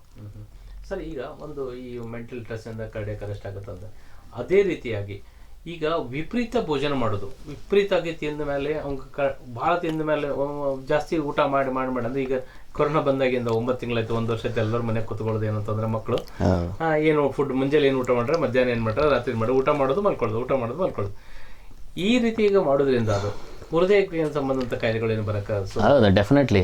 ಅದೇ ಏನು ಎಕ್ಸಸೈಸ್ ಮಾಡಲಾರ್ದ ಮನ್ಯಾಗ ಕೂತು ಬರೀ ತಿನ್ನೋದ್ರಿಂದ ಫಸ್ಟ್ ಒಬೆಸಿಟಿ, ಕೊಬ್ಬು ಜಾಸ್ತಿ ಆಗಿಬಿಡ್ತೈತೆ, ವೇಟ್ ಜಾಸ್ತಿ ಆಗ್ತಾವೆ, ವೇಸ್ಟ್ ಹಿಪ್ ರೇಷಿಯೋ ಜಾಸ್ತಿ ಆಗ್ತಾವೆ. ಇದು one of the major risk. ಮತ್ತು ಹಾರ್ಟಿಗೆ ಆಮ್ಯಾಗ ಹೆಲ್ತಿ ಈಟಿಂಗ್ ಇರಂಗಿಲ್ಲ. ಮನ್ಯಾಗ ಬರೀ ಕರ್ದಿದ್ದು ತಿನ್ನೋದು, ಬಜ್ಜಿ ಮಿರ್ಚಿ ಇಂಥವು ತಿನ್ನೋದು, ಇವು ಏನು ಹೆಲ್ದಿ ಫುಡ್ಸ್ ಅನ್ನೋದು ಗೊತ್ತಿರಂಗಿಲ್ಲ. ಇವೆಲ್ಲ ಕೊಲೆಸ್ಟ್ರಾಲಿಗೆ ಜಾಸ್ತಿ ಆಗುವಂಥವು ಫುಡ್ಸ್, ಜಂಕ್ ಫುಡ್ಸ್ ಅಂತೀವಿ ಇವಕ್ಕೆಲ್ಲ. ಸಾಫ್ಟ್ ಡ್ರಿಂಕ್ಸ್, ಪಿಜ್ಜಾ, ಬರ್ಗರ್ ನೀವೆಲ್ಲ ನೋಡಿರ್ತೀರಿ. ಮೊದಲೇ ಎಲ್ಲ ನಮ್ಮ ಅಜ್ಜಂದ್ರ ಕಾಲೊಳಗೆ ಇಂಥವು ಇರಲೇ ಇಲ್ಲ. ಮಂದಿಗೆ ಪಿಜ್ಜಾ ಅಂದರೆ ಗೊತ್ತಿರಲಿಲ್ಲ. ಅವಾಗ ಬರೀ ರೊಟ್ಟಿ ಇಂಥವು ಇಷ್ಟ ಹೆಲ್ದಿ ಆರ್ಗ್ಯಾನಿಕ್ ಫುಡ್ ಇರ್ತಿತ್ತು. ಅದಕ್ಕೆ ಅವಾಗಿನ ಜನರೊಳಗೆ ಎಲ್ಲಿ ಹಾರ್ಟ್ ಅಟ್ಯಾಕ್ ಭಾಳ ಕಮ್ಮಿ ಇರ್ತಿತ್ತು. ನಾವು ನೋಡ್ತಿದ್ವಿ ಬರೀ ಎಲ್ಡರ್ಸಿಗೆ ಅಷ್ಟು ಆಗ್ತಿದ್ವು, ಮಡಿಕೆ ಕಾಳು, ಸ್ಪ್ರೌಟೆಡ್ ಇಂಥವೆಲ್ಲ. ಈಗೇನಾಗ್ತೈತಿ, ಈಗ ಅಂಥವೆಲ್ಲ ಹೋಗೇ ಬಿಟ್ಟಾವ. ಈಗ ಬರೇ ಜಂಕ್ ಫುಡ್, ನೀವು ಬೆಂಗಳೂರು ಒಳಗೆಲ್ಲ ನೋಡ್ರಿ, ಎಲ್ಲ ಈಗ ಸಾಫ್ಟ್ವೇರ್ ಇರ್ತಾವೆ, ಎಲ್ಲರೂ ಇರ್ತಾರೆ. ಅಲ್ಲಿ ಒಂದು ಬರ್ಡೇ ಪಾರ್ಟಿ ಆರ್ಗನೈಸ್ ಮಾಡಿದ್ರು ಅನ್ಸೋದಕ್ಕೆ ಎಲ್ಲರಿಗೂ ಪಿಜ್ಜಾ ಆರ್ಡರ್ ಮಾಡಿಬಿಡ್ತಾರೆ. ಸೊ ಇವೆಲ್ಲ ಹೈ ಕ್ಯಾಲರಿ ಫುಡ್ಸ್. ಇಂಥದ್ದೆಲ್ಲ ಮುಂಚೆ ಇರಲಿಲ್ಲ. ಇವೆಲ್ಲನೂ ಈಗ high stress, high calorie food, no exercise, ಇವೆಲ್ಲ ಇರೋದ್ರಲ್ಲಿಂದ ಯಂಗ್ಸ್ಟರ್ಸ್ ಒಳಗೆ ಜಾಸ್ತಿ ಕಾಣ್ಲಿಕ್ಕೆ ಹತ್ಬಿಟ್ಟಿವಿ ನಾವು ಹಾರ್ಟ್ ಅಟ್ಯಾಕ್. ಅಂದ್ರೆ ನಮ್ಮ ಎಟಿಟ್ಯೂಡ್ ನಮಗೆ, ನಮ್ಮ ಒಂದು ಈ ಪರಿವರ್ತನೆ, ನಾವು ಆಕ್ಚುಲಿ ಏನ್ ಮಾಡ್ತೀವಿ, ನಾವು ಜಗತ್ತಿನ ನಿಯಮ ಅಂತ ಹೋಗಂಗಿಲ್ಲ, ನಮ್ಮ ಲೈಫ್ ನಾವು ಸ್ಟೈಲ್ ನಾವು ಚೇಂಜ್ ಮಾಡ್ಕೊಳತ್ತೀವಿ. ಈ ವಿಚಾರವಾಗಿ ತಾವು ಏನ್ ಮಾಡ್ತೇವೆ, ಹೃದಯಾಘಾತ ಜಾಸ್ತಿ ಆಗ್ತದೆ. ಪ್ರಿಯ ವೀಕ್ಷಕರೇ, ಇನ್ನೂ ಅನೇಕ ಹೃದಯಾಘಾತ ಬಗ್ಗೆ ತಿಳ್ಕೊಳ್ಳೋಣ ವಿರಾಮದ ನಂತರ. Take the break.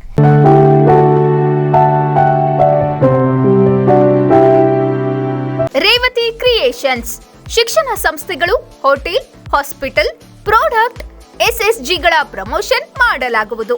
ಜೊತೆಗೆ ಡಾಕ್ಯುಮೆಂಟರಿ, ಸ್ಪೆಷಲ್ ಸ್ಟೋರಿ ಜಾಹೀರಾತಿಗಾಗಿ ಸಂಪರ್ಕಿಸಿ Revathi creations, DGM Ayurveda college ಹತ್ತಿರ, ನಂದೀಶ್ವರ ನಗರ, ಕಳಸಾಪುರ ರಸ್ತೆ, ಗದಗ್.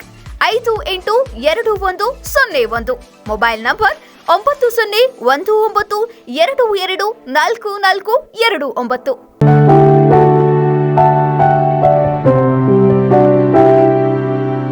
ವಿರಾಮದ ನಂತರ ಕಾರ್ಯಕ್ರಮಕ್ಕೆ ಸ್ವಾಗತ. ಡಾಕ್ಟರ್ ಇದ್ದಾರೆ, ಸಂಜೀವ್ ಡಾಕ್ಟರ್. ಅವ್ರ ಬಗ್ಗೆ ಮತ್ತೆ ನಾವು ಅನೇಕ ವಿಷಯಗಳನ್ನ ನಾವು ಚರ್ಚೆ ಮಾಡೋಣ. ಸರ್, ಇವತ್ತು ಹೃದಯಾಘಾತ ಇದರ ಬಗ್ಗೆ ನೀವೆಲ್ಲ ಡೀಟೇಲ್ ಆಗಿ ಹೇಳಿದ್ರಿ. ಯಾವಿಂದ ಆಗುತ್ತೆ, ಮೆಂಟಲ್ ಟೆನ್ಷನ್ ಇರ್ಬೋದು, ಆಮೇಲೆ ಸ್ಟ್ರೆಸ್ ಇರ್ಬೋದು, ಆಮೇಲೆ ಫಿಸಿಕಲ್ ಇರ್ಬೋದು, ಎಲ್ಲ ಹೇಳಿದ್ರಿ. ಈಗ ಒಂದು ಕೇಸ್, ಈಗ ಹೃದಯ ಕಾಯಿಲೆ ಆಯಿತು, ಹೃದಯಾಘಾತ ಆಯಿತು ಅಂತಂದಾಗ ನಿಮ್ಮ ಹಾಸ್ಪಿಟಲ್ನ ನಂತರ ಬಂದ ನಂತರ ನೀವು ಏನೇನು ಅವರಿಗೆ ಒಂದು ಚಿಕಿತ್ಸೆ ಕೊಡ್ತೀರಿ, ಆಮೇಲೆ ಯಾವ ರೀತಿಯಾಗಿ ಅವರಿಗೆ ಪ್ರಿಕಾಷನ್ಸ್ ಆಗಿ ಆಮೇಲೆ ಏನೇನು ಮಾಡ್ತೀರಿ? ಸೊ ಈಗ ಹೃದಯಾಘಾತ ಆಗಿ ನಮ್ಮ ಕಡೆ ಬಂದ ಕೂಡಲೇ ಫಸ್ಟ್ ಅವ್ರಿಗೆ ಒಂದು ECG ತೆಗಿತೀವಿ, ಕನ್ಫರ್ಮೇಷನ್ ಮಾಡಲಿಕ್ಕೆ.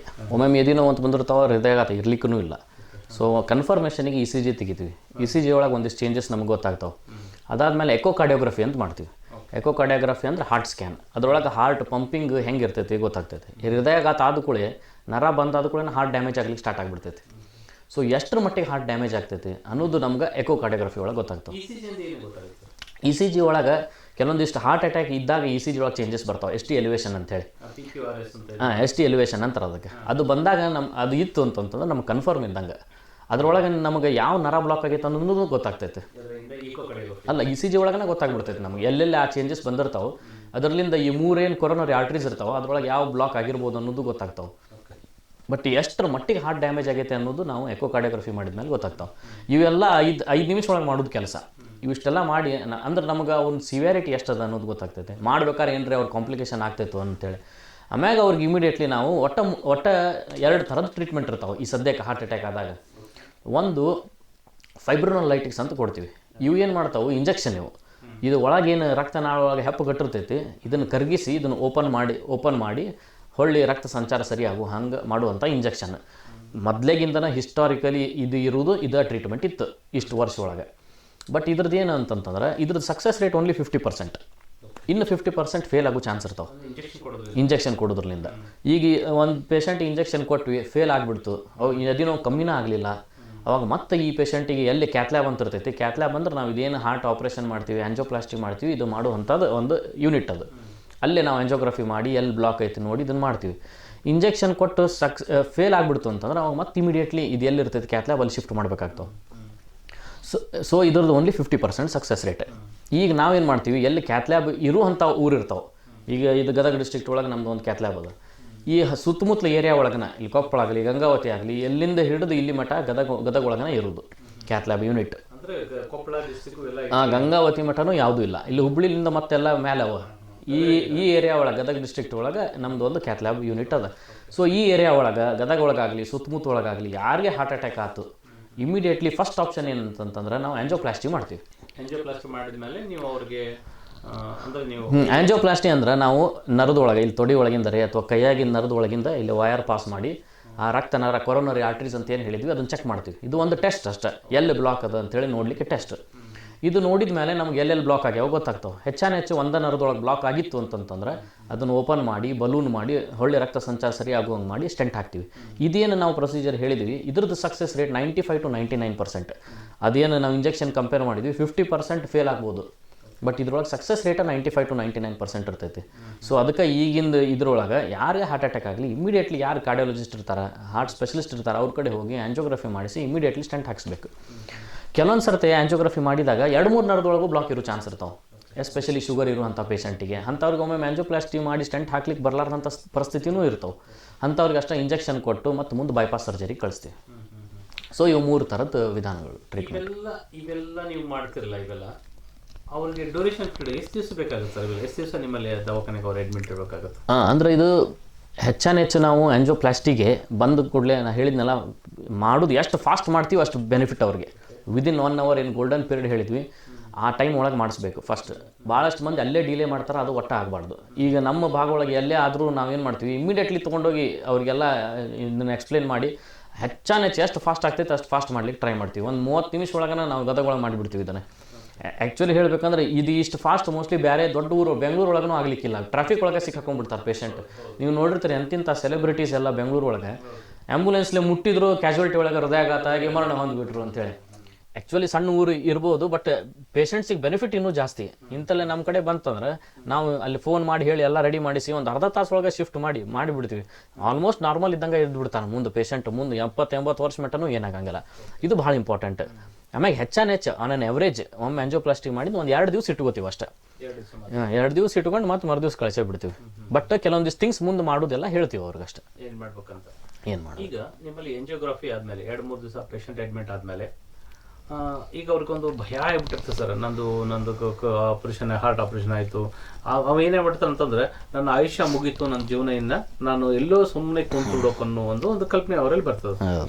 ಆ ರೀತಿ ಪೇಷಂಟಿಗೆ ನೀವು ಯಾವ ರೀತಿಯಾಗಿ ಅವ್ರಿಗೆ ಎಷ್ಟು ತಿಂಗಳ ರೆಸ್ಟ್ ಹೇಳ್ತೀರಿ, ಯಾವ ರೀತಿಯಾಗಿ ಅವ್ರು ಮೂವ್ಮೆಂಟ್ ಮಾಡಬೇಕಾಗುತ್ತೆ, ಯಾವ ರೀತಿಯಾಗಿ ಅವರು ಅಂದರೆ ಮೆಂಟಲಿ ರಿಲ್ಯಾಕ್ಸ್ ಇರಬೇಕಾಗುತ್ತೆ? ಹೆಚ್ಚು ಭಾಳ ಭಯ ಮಂದಿ ಒಳಗೆ ಭಾಳ ಭಯ ಅದ. ಆ್ಯಕ್ಚುಲಿ ಅಂಥದ್ದೇನಿಲ್ಲ.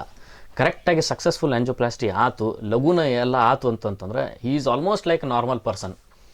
ಇನಿಷಿಯಲಿ ಒಂದು ಸ್ವಲ್ಪ ಕ್ರಮ ತೊಗೋಬೇಕಾಗ್ತಾವೆ, ಅವ್ರಿಗೆ ಏನು ರಿಸ್ಕ್ ಆಗಬಾರ್ದು ಅಂತೇಳಿ. ನಾವು 2 ದಿವಸಕ್ಕೆ ಅವ್ರಿಗೆ ಹೇಳಿದ್ವಲ್ಲ ಇಟ್ಕೊಂಡು ಅಬ್ಸರ್ವ್ ಮಾಡಿ ಮನೆಗೆ ಕಳಿಸ್ಬಿಡ್ತೀವಿ.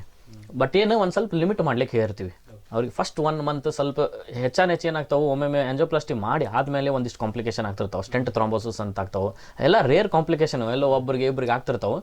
ಬಟ್ ಅವ್ರಿಗೆ ಫ್ರೀಕ್ವೆಂಟ್ ಚೆಕಪ್ ಮಾಡ್ತಿರ್ತೀವಿ. ಜಾಸ್ತಿ ಓಡಾಡಬಾರ್ದು, ವಜ್ಜ ಭಾಳ ಎತ್ತಬಾರ್ದು, ಭಾಳ ಸ್ಟ್ರೆಸ್ಫುಲ್ ಆ್ಯಕ್ಟಿವಿಟೀಸ್ ಮಾಡಬಾರ್ದು. ಆಮ್ಯಾಗ ಎಲ್ಲದಕ್ಕಿಂತ ಜಾಸ್ತಿ ಅವ್ರಿಗೆ ಮೆಂಟಲಿ ನೀವು ಹೇಳಿದಂಗೆ ಹೆದರ್ಬಿಟ್ಟಿರ್ತಾರೆ ಅವರು. ಹಾರ್ಟ್ ಅಟ್ಯಾಕ್ ಆಯ್ತು, ಆಪ್ರೇಷನ್ ಆಯ್ತು, ಮುಗೀತಪ್ಪ ನಂದು ಇನ್ನೇನು ಮುಂದೆ ನನ್ನ ಲೈಫ್ ಮುಗೀತು. ಆ ಕಾನ್ಸೆಪ್ಟ್ ಅದು ನಮ್ಮ ಡ್ಯೂಟಿ. ಅದು ನಾವು ಅವ್ರಿಗೆ ಹೇಳಿಸಿ ಇಂಥದ್ದು ಏನೂ ಇಲ್ಲ, ನೀವು ಒಬ್ಬರು ನಾರ್ಮಲ್ ಮನುಷ್ಯನ್ಗತೆನ ಎಲ್ಲ ಜೀವನ ಮಾಡ್ಬೋದು, ಹೆದರು ಅಂಥದ್ದು ಏನೂ ಇಲ್ಲ. ಕರೆಕ್ಟಾಗಿ ಗುಳಿಗೆ ತೊಗೊಂಡು ಕರೆಕ್ಟಾಗಿ ಲೈಫ್ ಸ್ಟೈಲ್ ಚೇಂಜಸ್ ಮಾಡಿಕೊಂಡು ಒಂದು ಸ್ವಲ್ಪ ರೆಸ್ಟ್ ಮಾಡಿ, ಯೂಶ್ವಲಿ 1 month ಮಟ್ಟ ಸ್ವಲ್ಪ ನಾವು ಅಂಥ ಸ್ಟ್ರೆಸ್ಫುಲ್ ಆ್ಯಕ್ಟಿವಿಟಿ ಮಾಡಬಾರ್ದು ಅಂತ ಅವಾಯ್ಡ್ ಮಾಡಿಸ್ತೀವಿ. ಇಷ್ಟು ಮಾಡಿದರೆ ಏನೂ ಪ್ರಾಬ್ಲಮ್ ಇಲ್ಲ. ಆ ಭಯ ಮಂದಿಗೆ ತೆಗೆದು ಹಾಕಬೇಕು, ಅದನ್ನು ಎಜುಕೇಷನ್ ಕೊಡೋದು ನಮ್ಮ ಡ್ಯೂಟಿ. Okay sir. ಈಗ ಅವರು ಈಗ ನೀವು ಹೇಳಿದ್ರಿ ಏನು ಈಗ ಸಾಮಾನ್ಯ ಜನಕ್ಕೆ ಒಬ್ಬ ರೈತ ಇರ್ತಾನೆ ಅಂತ ಕೊಟ್ರಿ. ಆ ರೈತ ತನ್ನ ಒಂದು ನೀಗ್ಲಿ ಹೊರಬೇಕಾಗತ್ತೆ ಅಥವಾ ಏನೋ ಕಾರ್ಯಕ್ರಮ ಮಾಡ್ಬೇಕಾಗತ್ತೆ. ಇವರು ಇಂಥ ಕಾರ್ಯಕ್ರಮ ಬಂದಾಗ ಹೆವಿನ ಎಷ್ಟು ತಿಂಗಳವರೆಗೆ ಅವರು ಮಾಡಬಾರ್ದು ಅಥವಾ ಎಷ್ಟು ವರ್ಷದೊಳಗೆ? ಒಂದು.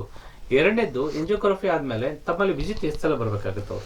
ನಾವು ಯೂಶ್ವಲಿ ಏನು ಮಾಡ್ತೀವಿ, ಅವ್ರಿಗೆ ಡಿಸ್ಚಾರ್ಜ್ ಮಾಡಿ ಒಂದು 2 ವಾರ ಆದಮೇಲೆ, ಒಂದು 10 to 12 days ಆದಮೇಲೆ ಇನ್ನೊಮ್ಮೆ ಜಸ್ಟ್ ಹಂಗೆ ಅವರೆಲ್ಲ ಕರೆಕ್ಟಾಗಿ ತೊಗೊಳಿಕತ್ತಾರೋ ಇಲ್ಲೋ, ಎಲ್ಲ ಕರೆಕ್ಟ್ ಫಾಲೋ ಅಪ್ ಆಗ್ಲಿಕ್ಕತ್ತೈತೋ ಇಲ್ಲೋ, ಗುಳಿಗೆ ಕರೆಕ್ಟ್ ತೊಗೊಳಿಕತ್ತಾರೋ ಇಲ್ಲೋ, ನಾವು ಹೇಳಿದ್ದ ಆ್ಯಕ್ಟಿವಿಟೀಸ್ ಎಲ್ಲ ಲಿಮಿಟ್ ಮಾಡ್ಯಾರೋ ಇಲ್ಲ ಅಂತೇಳಿ ಚೆಕ್ ಮಾಡ್ತೀವಿ.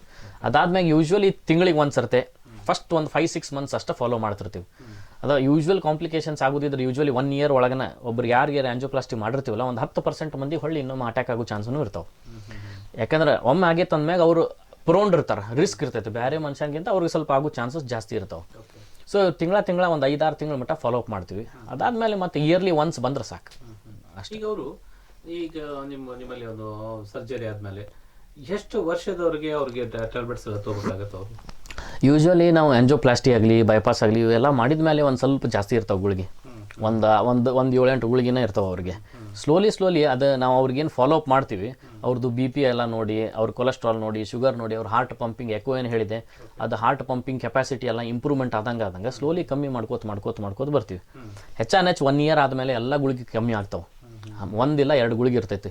ಬಟ್ ಅಟ್ಲೀಸ್ಟ್ ಇದೇನು ಆಸ್ಪಿರಿನ್ ಅಂತ ಹೇಳ್ತೀವಿ, ಇನ್ನೊಂದಿಷ್ಟು ಬ್ಲಡ್ ಕರಗಿಸು ಗುಳಿಗೆ, ಕೊಲೆಸ್ಟ್ರಾಲ್ ಗುಳಿಗೆ ಇರ್ತಾವೆ. ಇವು 2 ಗುಳಿಗೆ ಅಂತೂ ಜೀವನ ಪರ್ಯಂತ ತಗೋಬೇಕು ಅವರು. ಹೌದು. ಈಗ ಅವ್ರಾದ ನಂತರ ಇವೆಲ್ಲ ನೀವೆಲ್ಲ ಮಾತ್ರೆಗೆಲ್ಲ ಕೊಟ್ಟಮೇಲೆ ಆಹಾರ ಪದ್ಧತಿ ಯಾವ ರೀತಿಯಾಗಿರ್ಬೇಕು ಅವರು, ಅಂದ್ರೆ ಯಾವ ಫುಡ್ ತಗೋಬಾರ್ದು, ಯಾವ ಫುಡ್ ಅವರು ತಗೋಬೇಕು, ಆಮೇಲೆ ಯಾವ ಸಮಯದವ್ರಿಗೆ ವಾಕಿಂಗ್ ಮಾಡಬೇಕು, ಆಮೇಲೆ ಎಷ್ಟು ಸಮಯದವ್ರಿಗೆ ಮಲ್ಕೋಬೇಕು, ರೆಸ್ಟ್ ತಗೋಬೇಕು? ಹೌದಾ, ಇದೆಲ್ಲ ಇಂಪಾರ್ಟೆಂಟ್. ಪೋಸ್ಟ್ ಆಂಜಿಯೋಪ್ಲಾಸ್ಟಿ ಅವ್ರಿಗೆ ಅವರು ಎಂಟೈರ್ ಲೈಫ್ ಸ್ಟೈಲ್ ಚೇಂಜ್ ಮಾಡ್ಬೇಕಾಗ್ತೈತಿ. ಮೊದಲೇಗಿಂದ ಅವರೆಲ್ಲ ಇದು ಮಾಡ್ಲಾರ್ದಕ್ಕೆ ಅಥವಾ ಶುಗರ್ ಕಂಟ್ರೋಲ್ ಮಾಡ್ಲಾರ್ದಕ್ಕೆ ಇದೆಲ್ಲ ಆಗಿರ್ತಾವೆ. ಸೊ ಇದಾದ್ಮೇಲೆ ಅವ್ರಿಗೆ ಈ ಎಜುಕೇಷನ್ ವೆರಿ ಇಂಪಾರ್ಟೆಂಟ್. ಒಂದು ಗುಳಿಗೆ ಕರೆಕ್ಟಾಗಿ ತಗೋತಾ ಹೋಗಬೇಕು, ಒಟ್ಟೊಟ್ಟ ಗುಳಿಗೆ ಮಿಸ್ ಮಾಡಬಾರ್ದು. ಭಾಳಷ್ಟು ಮಂದಿ ಅಂತ ತಿಳ್ಕೋತಾರೆ, ಎಲ್ಲ ಆದ್ಮ್ಯಾಗ ಎದಿನೋ ಎಲ್ಲ ಹೋತು, ಈಗ ಆರಾಮಿದ್ದೀನಿ ಅಂದ್ಕೊಳ್ಳಿ ಎಷ್ಟೋ ಮಂದಿ ಗುಳಿಗೆ ಬಿಟ್ಬಿಡ್ತಾರ್ತಾವ. ನಮ್ಮ ಕನ್ಸಲ್ಟೇಷನೂ ಬರಂಗಿಲ್ಲ, ಆರಾಮಿದ್ದೀನಿ ಬಿಡು ಮತ್ತೆ ಗುಳಿಗೆ ಸುಮ್ಮನೆ ಹೇಳ್ತಾರೆ ಡಾಕ್ಟರ್. ಒಂದಿಷ್ಟು ಮಂದಿಗೆ ಹಿಂಗಿರ್ತಾವೆ ತಲೆಯಾಗ. ಅವ್ರು ಬಿಟ್ಟಾದ್ಮೇಲೆ ಮತ್ತೆ ಹೊಳೆ ಹಾರ್ಟ್ ಅಟ್ಯಾಕ್ ಆಗಿಬಿಡ್ತಾವೆ, ಮ್ಯಾಮ್ ಸ್ಟೆಂಟ್ ಹೊಳೆ ಬ್ಲಾಕ್ ಆಗ್ತಾವೆ. ಎಷ್ಟೋ ಜನರಿಗೆ ನಾವು ಹಿಂಗೆ ನೋಡಿರ್ತೀವಿ. ವೆರಿ ಇಂಪಾರ್ಟೆಂಟ್, ಗುಳಿಗೆ ಒಟ್ಟ ಬಿಡಬಾರ್ದು, ಡಾಕ್ಟರ್ ಹೇಳೋ ಮಟ್ಟ ಎಂದೂ ಕಡಿಮೆ ಮಾಡಬಾರ್ದು. ಅದು ಒಂದು. ನೆಕ್ಸ್ಟ್ ಲೈಫ್ ಸ್ಟೈಲ್ ಚೇಂಜಸ್ ಒಳಗೆ ವೆರಿ ಇಂಪಾರ್ಟೆಂಟ್. ನೀವೇನು ಫುಡ್ ಹೇಳಿದ್ರಿ, ಅಗದಿ ಹೆಲ್ದಿ ಫುಡ್ ತೊಗೋಬೇಕು. ಈ ಎಣ್ಣೆ ಪದಾರ್ಥ, ಕರ್ದಿದ್ದು, ತುಪ್ಪ, ಬೆಣ್ಣೆ, ಇಂಥವು ನಾನ್ ವೆಜ್ ಇವೆಲ್ಲ ಆದಷ್ಟು ಅವಾಯ್ಡ್ ಮಾಡಬೇಕು. ಚಪಾತಿ, ರೊಟ್ಟಿ, ಸ್ಪ್ರೌಟೆಡ್ ಕಾಳು ನೀವೇನು ಹೇಳಿದ್ರಿ, ಇವೆಲ್ಲ ಹೆಲ್ದಿ ಫುಡ್ಸ್ ಇಂಥವು ಇನ್ಕಲ್ಕೇಟ್ ಮಾಡಬೇಕು. ನಮ್ಮ ಡೇ ಟು ಡೇ ಫುಡ್ ಏನಿರ್ತಾವಲ್ಲ, ಆರ್ಗ್ಯಾನಿಕ್ ಫುಡ್ಸ್ ಇಂಥವೆಲ್ಲ, ಜಾಸ್ತಿ ಫ್ರೂಟ್ಸ್, ಜಾಸ್ತಿ ವೆಜಿಟೇಬಲ್ಸ್ ಇಂಥದ್ದು ಇರಬೇಕು. ಆಮೇಲೆ ಅವ್ರಿಗೆ ವಿಹಾರ ಬಗ್ಗೆ ಅಂದ್ರೆ ಯಾವ, ಈಗ ಅವ್ರಿಗೆ ಎಕ್ಸಸೈಸ್ ಅಂತ ಹೇಳ್ತೀರಿ ನೀವು, ಎಂತ ಎಕ್ಸಸೈಸ್ ಮಾಡಿದ್ರೆ ಅವ್ನು ಗುಣ ಅಂತ ಬರ್ತಾನ? ಇವಕ್ಕೆ ಏರೋಬಿಕ್ ಎಕ್ಸಸೈಸ್ ಅಂತೀವಿ ನಾವು ಯೂಶ್ವಲಿ ಎಲ್ಲ ಹಾರ್ಟ್ ಪೇಷಂಟ್ಸಿಗೆ. ಒಮ್ಮೆ ಅವರು ಸ್ಲೋಲಿ ಇಂಪ್ರೂವ್ಮೆಂಟ್ ಆದರು, ಹಾರ್ಟ್ ಪಂಪಿಂಗ್ ಎಲ್ಲ 1 year ಮೆಟ ನಾವೆಲ್ಲ ಫಾಲೋ ಅಪ್ ಎಲ್ಲ ಮಾಡಿದ್ವಿ. ಮುಂದೆ ಡೈಲಿ ವಾಕಿಂಗ್ ಮಾಡಬೇಕು ಅವರು.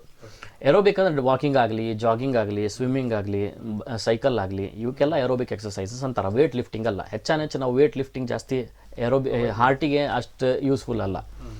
ಸೊ ನಾರ್ಮಲಿ ರೆಕಮೆಂಡೆಡ್ ಏನಪ್ಪ ಅಂದರೆ ಅಟ್ಲೀಸ್ಟ್ ಒಂದು 20 to 30 minutes ವಾಕಿಂಗ್ ಮಾಡಬೇಕು ಡೈಲಿ. ಅಟ್ಲೀಸ್ಟ್ 5 days, ಒಂದು ವಾರ ಒಳಗೆ ಒಂದು 5 ದಿವಸ ಇಷ್ಟು ವಾಕಿಂಗ್ ಕಂಪಲ್ಸರಿ ಎಲ್ಲರೂ ಮಾಡಬೇಕು. ಕಂಪಲ್ಸರಿ ಅದು ಅಂದರೆ ನಿಮ್ಮ ಒಂದು ಸಜೆಸ್ಟ್ ತೊಗೊಂಡು ಅವ್ರು ಮಾಡಬೇಕು. ಹೌದೌದು. ಮಾಡಿದ್ಮೇಲೆ ಈಗ ಅವ್ರು ಸರ್, ಈಗ ತಾವಾಗಲೇ ಹೇಳಿದ್ರಿ ಏನಂತ ಒಂದ್ಸಲ ಫೇಲ್ಯೂರ್ ಆಗೋ ಚಾನ್ಸಸ್ ಎಲ್ಲ ಇರ್ತಾವ ಅಂತ. ಈಗ ನೀವು ಸ್ಟಂಟ್ ಹಾಕೋದು ಫೇಲ್ಯೂರಿನೋ ಅಥವಾ ಈ ವ್ಯಕ್ತಿಯ ಒಂದು ಆಟಿಟ್ಯೂಡ್ ಒಂದು ಫೇಲ್ಯೂರಿನೋ? ಯೂಶ್ವಲಿ ಸಕ್ಸಸ್ಫುಲ್ ಪ್ರೊಸೀಜರ್ ಆಯ್ತು ಅಂತಂತಂದ್ರೆ ಯೂಶ್ವಲಿ ಫೇಲ್ ಆಗೋದು ಭಾಳ ಕಮ್ಮಿ. ಇದು ಎಲ್ಲ ಪೇಷಂಟ್ ಮೇಲೆ ಇರ್ತೈತಿ. ಅವರು ತಮ್ಮನ್ನು ಕಾಯ್ಕೋಬೇಕು. ಅಲ್ಲಿ ಮಟ್ಟ ಏನು ನಾವು ಮಾಡ್ತೀವಿ, ಅದಾದ್ಮೇಲೆ ರೆಸ್ಪಾನ್ಸಿಬಿಲಿಟಿ ಟೋಟಲಿ ಪೇಷಂಟದ್ದು. ಕರೆಕ್ಟಾಗಿ ಗುಳಿಗೆ ತೊಗೋಬೇಕು, ಕರೆಕ್ಟ್ ಲೈಫ್ ಸ್ಟೈಲ್ ಚೇಂಜಸ್ ಮಾಡಬೇಕು, ಅವ್ರು ಶುಗರ್ ಇದ್ರೆ ಶುಗರ್ ಕಂಟ್ರೋಲ್ ಮಾಡಬೇಕು. ಇವನ್ನೆಲ್ಲ ಮಾಡಲಿಲ್ಲ ಅಂತಂದ್ರೆ ಹೊಳ್ಳಿ ಸ್ಟೆಂಟ್ ಬ್ಲಾಕ್ ಆಗ್ತಾವೆ. ಒಬ್ಬೊಬ್ರು ಗುಳಿಗೆ ಬಿಡ್ತಾರೆ, ಶುಗರ್ ಒಟ್ಟ ಕಂಟ್ರೋಲ್ ಇರಂಗಿಲ್ಲ, ಹಂಗೆ ಗುಳಿಗೆ ತೊಗೊಳಾರ್ದ ಶುಗರ್ ಡೈಟ್ ಒಳಗೆ ಕರೆಕ್ಟ್ ಮಾಡ್ತಿರಂಗಿಲ್ಲ. ಇವೆಲ್ಲ ಪೇಷಂಟಿಗೆ ಹೊಳ್ಳಿ ಮತ್ತೆ ಪ್ರಾಬ್ಲಮ್ ಆಗೋ ಚಾನ್ಸ್ ಇರ್ತಾವೆ. ಈಗ ಅವರು ಟ್ರೀಟ್ಮೆಂಟ್ ಬಗ್ಗೆ ಹೇಳಿದ್ದಾರೆ, BP ಮತ್ತು ಶುಗರ್. ಈಗ ತಮ್ಮ ಪ್ರಕಾರ ಈಗ ಅವರು ಸ್ಟಂಟ್ ಹಾಕಿದ್ಮೇಲೆ ಡಯಾಬಿಟಿಕ್ ಕೇಸ್ ಅಂತ ಇರ್ತಾವೆ. ಅವ್ರು ಏನು ಮಾಡ್ತಾರೆ, ಈಗ ಒಂದು ನಮ್ಮಲ್ಲಿ ಒಂದು ಫುಡ್ಡನ್ನು ಅಂದರೆ ಟಿಫಿನ್ ಸ್ವಲ್ಪ ಊಟ ಮಾಡಿ 500 mg ತೊಗೊಳ್ಳೋದು, ಅಥವಾ ಊಟ ಕಡಿಮೆ ಮಾಡ್ಕೊಂಡು ಗುಳಿಗೆ ಎಲ್ಲ ತೊಗೊಳ್ಳೋದು, ಇದರಿಂದ ಕಾಂಪ್ಲಿಕೇಶನ್ ಆಗೋ ಚಾನ್ಸ್ ಇರ್ತಾವೆ. ಬಟ್ ಅವ್ರು ಯಾವ ಪ್ರಕಾರ ಅವರು ಟೈಮ್ ಟೇಬಲ್ನ ಅವರು ಮಾಡ್ಕೋಬೇಕಾಗತ್ತೆ? ನೋಡಿರಿ, ಡಯಾಬಿಟಿಸ್ ಮೋಸ್ಟ್ ಇಂಪಾರ್ಟೆಂಟ್. ಯಾಕಂದ್ರೆ ಎಲ್ಲ ಆರ್ಗನ್ಸಿಗೆ ಅಫೆಕ್ಟ್ ಆಗುವಂಥ ಡಿಸೀಸ್ ಅದು. ಎಸ್ಪೆಷಲಿ ಹಾರ್ಟಿಗೆ ಮೇನ್ ಅಫೆಕ್ಟ್ ಆಗೋದು. ಸೊ ಒಮ್ಮೆ ಅಫೆಕ್ಟ್ ಆಯ್ತು ಅಂತಂದ್ರೆ ಇಂಥ ಪೇಷಂಟ್ಸು ನಾರ್ಮಲ್ ಮಂದಿಗಿಂತ 4 to 5 times ಮೋರ್ ಪ್ರೋನ್ ಇರ್ತಾರೆ ಮತ್ತೆ ಒಳ್ಳೆ ಹಾರ್ಟ್ ಪ್ರಾಬ್ಲಮ್ ಆಗಲಿಕ್ಕೆ. ಸೊ ಇವರು ವೆರಿ ಇಂಪಾರ್ಟೆಂಟ್. ಡೈಟ್ ಕರೆಕ್ಟಾಗಿ ಇರಬೇಕು, ಟ್ರೀಟ್ಮೆಂಟ್ ಕರೆಕ್ಟ್ ಇರಬೇಕು, ಶುಗರ್ ಯಾವಾಗಲೂ ನಾರ್ಮಲ್ ಇರಬೇಕು. ನಾವೇನು HbA1c ಅಂತ ಮಾಡ್ತೀವಿ ಎವ್ರಿ 2 to 3 months 6.5 to 7 ಒಳಗೆ ಇಡಬೇಕು. ಇದನ್ನು ಕರೆಕ್ಟಾಗಿ ಫಾಲೋ ಮಾಡ್ಕೋತಿದ್ರೆ ಈವನ್ ಡಯಾಬಿಟಿಕ್ ಪೇಷಂಟ್ಸಿಗೂ ಅಂಥದ್ದೇನು ಪ್ರಾಬ್ಲಮ್ ಆಗಂಗಿಲ್ಲ. ಬಟ್ ಭಾಳಷ್ಟು ಮಂದಿದು ಎರಾಟಿಕ್ ಲೈಫ್ ಸ್ಟೈಲ್ ಇರ್ತಾವೆ, ಕರೆಕ್ಟ್ ಗುಳಿಗೆ ತೊಗೋತಿರಂಗಿಲ್ಲ. ಹೀಗೆಲ್ಲ ಮಾಡಿದ್ರೆ ಮತ್ತೆ ಹೊಳ್ಳಿ ಪ್ರಾಬ್ಲಮ್ ಆಗ್ತಾವೆ. ಆಮ್ಯಾಗ ಎಸ್ಪೆಷಲಿ ಈ ಶುಗರ್ ಇರೋರಿಗೆ 2-3 ಈಗ ಬೇರೆ ಪೇಷಂಟ್ಸಿಗೆ ಕಂಪೇರ್ ಮಾಡಿದ್ರೆ ಶುಗರಿಗೆ ಯೂಶ್ವಲಿ ಎಲ್ಲ ಥ್ರೂಔಟ್ ಅದೇನು ನರದೊಳಗೆ ಅಫೆಕ್ಟ್ ಆಗಿಬಿಟ್ಟಿರ್ತಾವೆ. ಇವಕ್ಕೆ ಟ್ರಿಪಲ್ ವೆಸಲ್ ಡಿಸೀಸ್ ಯೂಶ್ವಲಿ ಎಲ್ಲ 3ಕ್ಕೂ ಆಗ್ತಿರ್ತಾವೆ. ಇಂಥ ಪೇಷಂಟ್ ಜಾಸ್ತಿ ಬೈಪಾಸಿಗೆ ಹೋಗ್ತಿರ್ತಾವೆ. ಈಗ RBS ಅವರು ಎಷ್ಟು ಅಂದರೆ ರ್ಯಾಂಡಮ್ ಬ್ಲಡ್ ಶುಗರ್ನ ಎಷ್ಟು ದಿವಸಕ್ಕೆ ಮಾಡಬೇಕಾಗುತ್ತೆ? ಅಂದರೆ ಒಂದು ವಾರನೋ 15 daysನೋ? ಇಲ್ಲ, ಅದ ಹೇಳಿದ್ನಲ್ಲ, RBS ಇದು ಎಲ್ಲದಕ್ಕಿಂತ ಇಂಪಾರ್ಟೆಂಟ್ HbA1c. ಅವ್ರವರು ಫಿಸಿಷಿಯನ್ ಅಥವಾ ಎಂಡೋಕ್ರಾಲಜಿಸ್ಟ್ ಕಡೆ ಫ್ರೀಕ್ವೆಂಟ್ಲಿ ಅವರು ನೋಡ್ಕೋತಾ ಇರಬೇಕು. ಇದೇನು HbA1c ವೆರಿ ಇಂಪಾರ್ಟೆಂಟ್. ಅದು ಒಮ್ಮೆ ಭಾಳ ಹೈ ಹೋತು ಅಂತಂತಂದ್ರೆ ಬರೀ ಹಾರ್ಟ್ ಅಷ್ಟೇ ಅಲ್ಲ, ಎಲ್ಲ ಆರ್ಗನ್ಸಿಗೂ ಎಫೆಕ್ಟ್ ಆಗ್ತಾವೆ, ಎಲ್ಲ ಕಾಂಪ್ಲಿಕೇಶನ್ಸು ಸ್ಟಾರ್ಟ್ ಆಗ್ತಾವೆ. ಈಗ ಹೆಂಗೆ ಹಾರ್ಟ್ ನರದೊಳಗೆ ಬ್ಲಾಕ್ ಆಗಿ ಹಾರ್ಟ್ ಅಟ್ಯಾಕ್ ಆಗ್ತಾವೆ, ಹಂಗೆ ಕಣ್ಣಿಗೆ ಆಗಿ ಬ್ಲೈಂಡ್ನೆಸ್ ಆಗ್ತಾವೆ, ಹಂಗೆ ತಲೆಗೆ ಆಗಿ ಸ್ಟ್ರೋಕ್ ಆಗ್ತಾವೆ, ಪ್ಯಾಲ್ಸಿ ಹೊಡಿತಾವೆ. So HbA1c very important. HbA1c normal range ಎಷ್ಟು ಸರ್? ಅದು ನಾರ್ಮಲ್ 6.5 to 7 ಅಷ್ಟರ ಒಳಗನೇ ಇರಬೇಕು. 6.5 ಒಳಗನೇ ಇರಬೇಕು ನಾರ್ಮಲಿ. ಅದ್ರ ಮೇಲೆ ಹೋತು ಅಂತಂದ್ರೆ ಎಷ್ಟೆಷ್ಟು ಜಾಸ್ತಿ ಹಾಕೋತ ಹೋಗ್ತಾವೆ ಹಂಗಂಗೆ ಕಾಂಪ್ಲಿಕೇಶನ್ಸ್ ಜಾಸ್ತಿ ಆಗ್ತಾವೆ. ಇದನ್ನು ಆದಷ್ಟು 6.5 to 7 ಇಡಬೇಕು. ಈಗ ಕಾಮನ್ ಆಗಿ ಅವ್ರು ಏನು ಮಾಡ್ತಾರೆ, ಸ್ಟಂಟ್ ಹಾಕ್ತಾರೆ ಅಂತಂದ್ರೆ ಆಲ್ಮೋಸ್ಟ್ ಲೋಕಲ್ ಡಾಕ್ಟರ್ಸ್ ಯಾರು ಅವ್ರನ್ನ ಮುಟ್ಟಕ್ಕೆ ಹೋಗಿಲ್ಲ, ಈಗ ಪ್ರೈವೇಟ್ ಪ್ರಾಕ್ಟೀಸ್ ಮಾಡೋರಿಲ್ಲ. ಈಗ ತಮ್ಮ ಪ್ರಕಾರ ಈಗ ಮೈಕೈ ನೋವು ಅಂತ ಬಂದಾಗ ಡೈಕ್ಲೋಸೋಡಿಯಂ ಗುಳಿಗೆ ತೊಗೋಬಾರ್ದು ಅಂತಾರೆ, ಅಂದರೆ ಸೋಡಿಯಂ ಟ್ಯಾಬ್ಲೆಟ್ಸ್ ಎಲ್ಲ ತೊಗೋಬಾರ್ದು. ಬಟ್ ಅವ್ರು ಮೈಕೈ ನೋವು ಗುಳಿಗೆ ಅಂತಂದ್ರೆ ಈಗ ಆ ಟ್ಯಾಬ್ಲೆಟ್ಸ್ ಎಲ್ಲ ತಗೊಳ್ಳೋದ್ರಿಂದ ಏನು ಅವ್ರಿಗೆ ಸೈಡ್ ಎಫೆಕ್ಟ್? ಯೂಶ್ವಲಿ ಏನಾಗಂಗಿಲ್ಲ, ಅದು ಮಂದಿ ತಲೆ ಒಳಗೆ ಅದು ಒಂದು ಇದು ಹಾರ್ಟ್ ಆಗೈತೆ ಅಂದ ಕೂಡ ಯೂಶ್ವಲ್ ಲೋಕಲ್ ಡಾಕ್ಟರ್ಸ್ ಅವ್ರನ್ನ ಮುಟ್ಟಂಗೇನೇ ಇಲ್ಲ. ನಾವು ಎಷ್ಟೋ ಪೇಷಂಟಿಗೆ ನಾವು OPD ಒಳಗೆ ನೋಡ್ತಿರ್ತೀವಿ, ಅವ್ರಿಗೆ ಹಾರ್ಟ್ ಪ್ರಾಬ್ಲಮ್ ಇಲ್ದ ಬೇರೆ ಡಯರಿಯಾಗಿ ಬಂದಿರ್ತಾರೆ ಅವರು. ಬೇದಿ ಆಗಿಬಿಟ್ಟೈತ್ರಿ ನನ್ನ ಕಡೆ ಯಾಕೆ ಬಂದ್ವಿ ಅಂತ ಅಂದ್ಕೊಳ್ಳಿ, ಯಾರು ಗುಳಿಗಿನ ಕೊಡ್ಲಿಕ್ಕೆ ರೆಡಿ ಇಲ್ಲ, ಮತ್ತು ನೀವು ಮಾಡಿರ ಅಲ್ಲೇ ಹೋಗ್ಬಿಡ್ರಿ ಅಂತೇಳಿ ಕಳಿಸ್ಬಿಟ್ರು ಅಂತೇಳಿ ಆ ಭಯ ತೆಗಿಬೇಕು. ಹಂಗೇನಾಗಂಗಿಲ್ಲ. ಹಾರ್ಟಿಗೆ ನಾವು ಕೊಡೋ ಗುಳಿಗೆ ಅಂಥ ಏನು ಅಬ್ನಾರ್ಮಲ್ ರಿಯಾಕ್ಷನ್ ಅಂಥದ್ದು ಏನೂ ಆಗಂಗಿಲ್ಲ. ನಾವು ಲೋಕಲ್ ಫಿಸಿಷಿಯನ್ಸಿಗೆ, ಬೇರೆ ಡಾಕ್ಟರ್ಸ್ ಹಳ್ಳಿ ಒಳಗಿರೋರಿಗೆ ಇಂಥವ್ರಿಗೂ ಅವೇರ್ನೆಸ್ ಮೂಡಿಸ್ಬೇಕು. ಒಮ್ಮೆ ಹಾರ್ಟ್ ಪ್ರಾಬ್ಲಮ್ ಆಗೈತೆ ಅಂದ್ರೆ ಅವ್ರಿಗೆ ಮುಟ್ಟಂಗಿಲ್ಲ ಇಂಥದ್ದಲ್ಲ. ಯಾವ್ದು ಗುಳಿಗೆ ಹಂಗೇನಾಗಂಗಿಲ್ಲ. ನಾರ್ಮಲ್ ರೂಟೀನ್ ಇವು ಮೈಕೈ ಗುಳಿಗೆ ಆಗಲಿ, ಡಯರಿ ಆಗಲಿ, ಎಲ್ಲಾನು ಟ್ರೀಟ್ ಮಾಡ್ಬೋದು. ಅದಕ್ಕೇನು ರಿಯಾಕ್ಷನ್ನೂ ಆಗಂಗಿಲ್ಲ.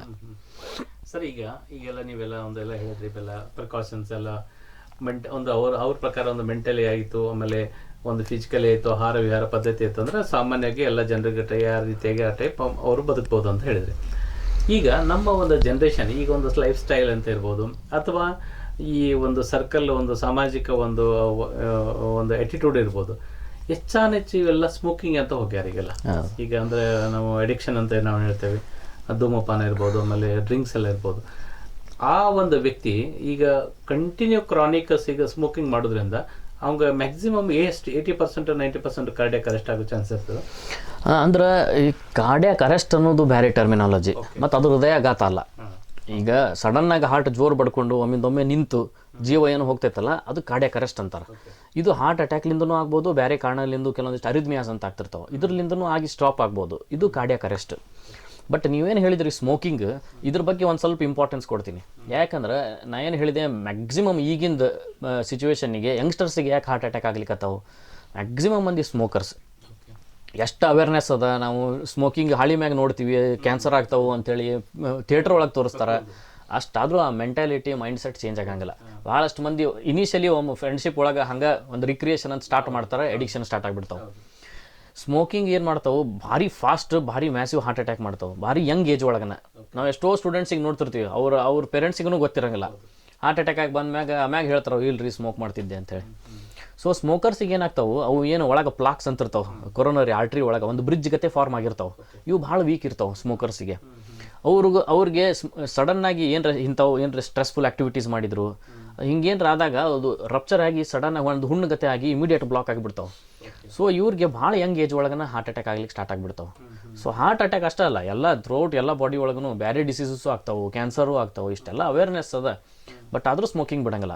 ಸ್ಮೋಕಿಂಗ್ ಮಾತ್ರ ಅಟ್ ಎನಿ ಕಾಸ್ಟ್ ನಾವು ಯಾವುದೋ ಪೇಷಂಟ್ ಬಂದ ಕೂಡ ಅದು ಅದನ್ನೋ ಇಲ್ಲೋ ಕೇಳಿ ಅದನ್ನು ಹೆಂಗಾರ ಮಾಡಿ ಒಟ್ಟು ಅದನ್ನು ಬಿಡಿಸ್ಲಿಕ್ಕೆ ಟ್ರೈ ಮಾಡೋದು ನಮ್ಮದು ಇದು.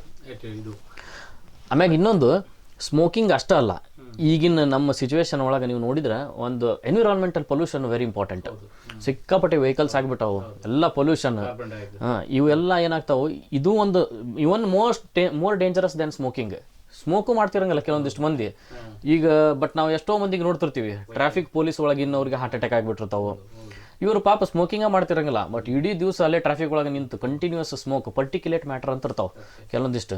ಅವು 2.5 ಮೈಕ್ರೋನ್ಸ್ಗಿಂತ ಕಡಿಮೆ ಇದ್ವು ಅಂತಂದ್ರೆ ಅವು ಒಳಗೆ ಡೆಪಾಸಿಟ್ ಆಗಿಬಿಡ್ತಾವೆ. ಒಳಗೆ ಡೆಪಾಸಿಟ್ ಆಗಿ ಒಂದು ಇನ್ಫ್ಲಮೇಷನ್ ಗತೆ ಆಗಿ ಅದರಲ್ಲಿಂದ ಬ್ಲಾಕ್ ಆಗಿ ಹಾರ್ಟ್ ಅಟ್ಯಾಕ್ ಆಗ್ತಾವೆ. ಸೊ ಇದು ಒಂದು more dangerous than smoking. So ಇದ್ರ ಬಗ್ಗೆನೂ ಅವೇರ್ನೆಸ್ ಇರಬೇಕು. ಮತ್ತೆ ಯಾವ ರೀತಿಗೆ ಅದು ಪ್ರಿಕಾಷನ್ಸ್ ತಗೋಬೇಕು ಸರ್? ಅದು ಈಗ ಪೊಲೀಸ್ ಡಿಪಾರ್ಟ್ಮೆಂಟ್ ಇದ್ದವ್ರಿಗೆ ಅದು ಕಂಪಲ್ಸರಿ ಡ್ಯೂಟಿ ಅದು. ಬಟ್ ಡ್ಯೂಟಿ ಹಾಕ್ತಾರಷ್ಟೇ ಅವರು. ಬಟ್ ಆ ವ್ಯಕ್ತಿನ ಆರೋಗ್ಯ ಬಗ್ಗೆ ವಿಚಾರ ಮಾಡ್ಬೇಕಾದ್ರೆ ಇವನ್ ಅದು ಕಾರ್ಬನ್ ತಗೊಂಡು ಟ್ಯೂಬರ್ಕ್ಯುಲೋಸಿಸ್ ಆಗ್ಬೋದು, ಟಿಬಿ ಅಟ್ಯಾಕ್ ಆಗ್ಬೋದು.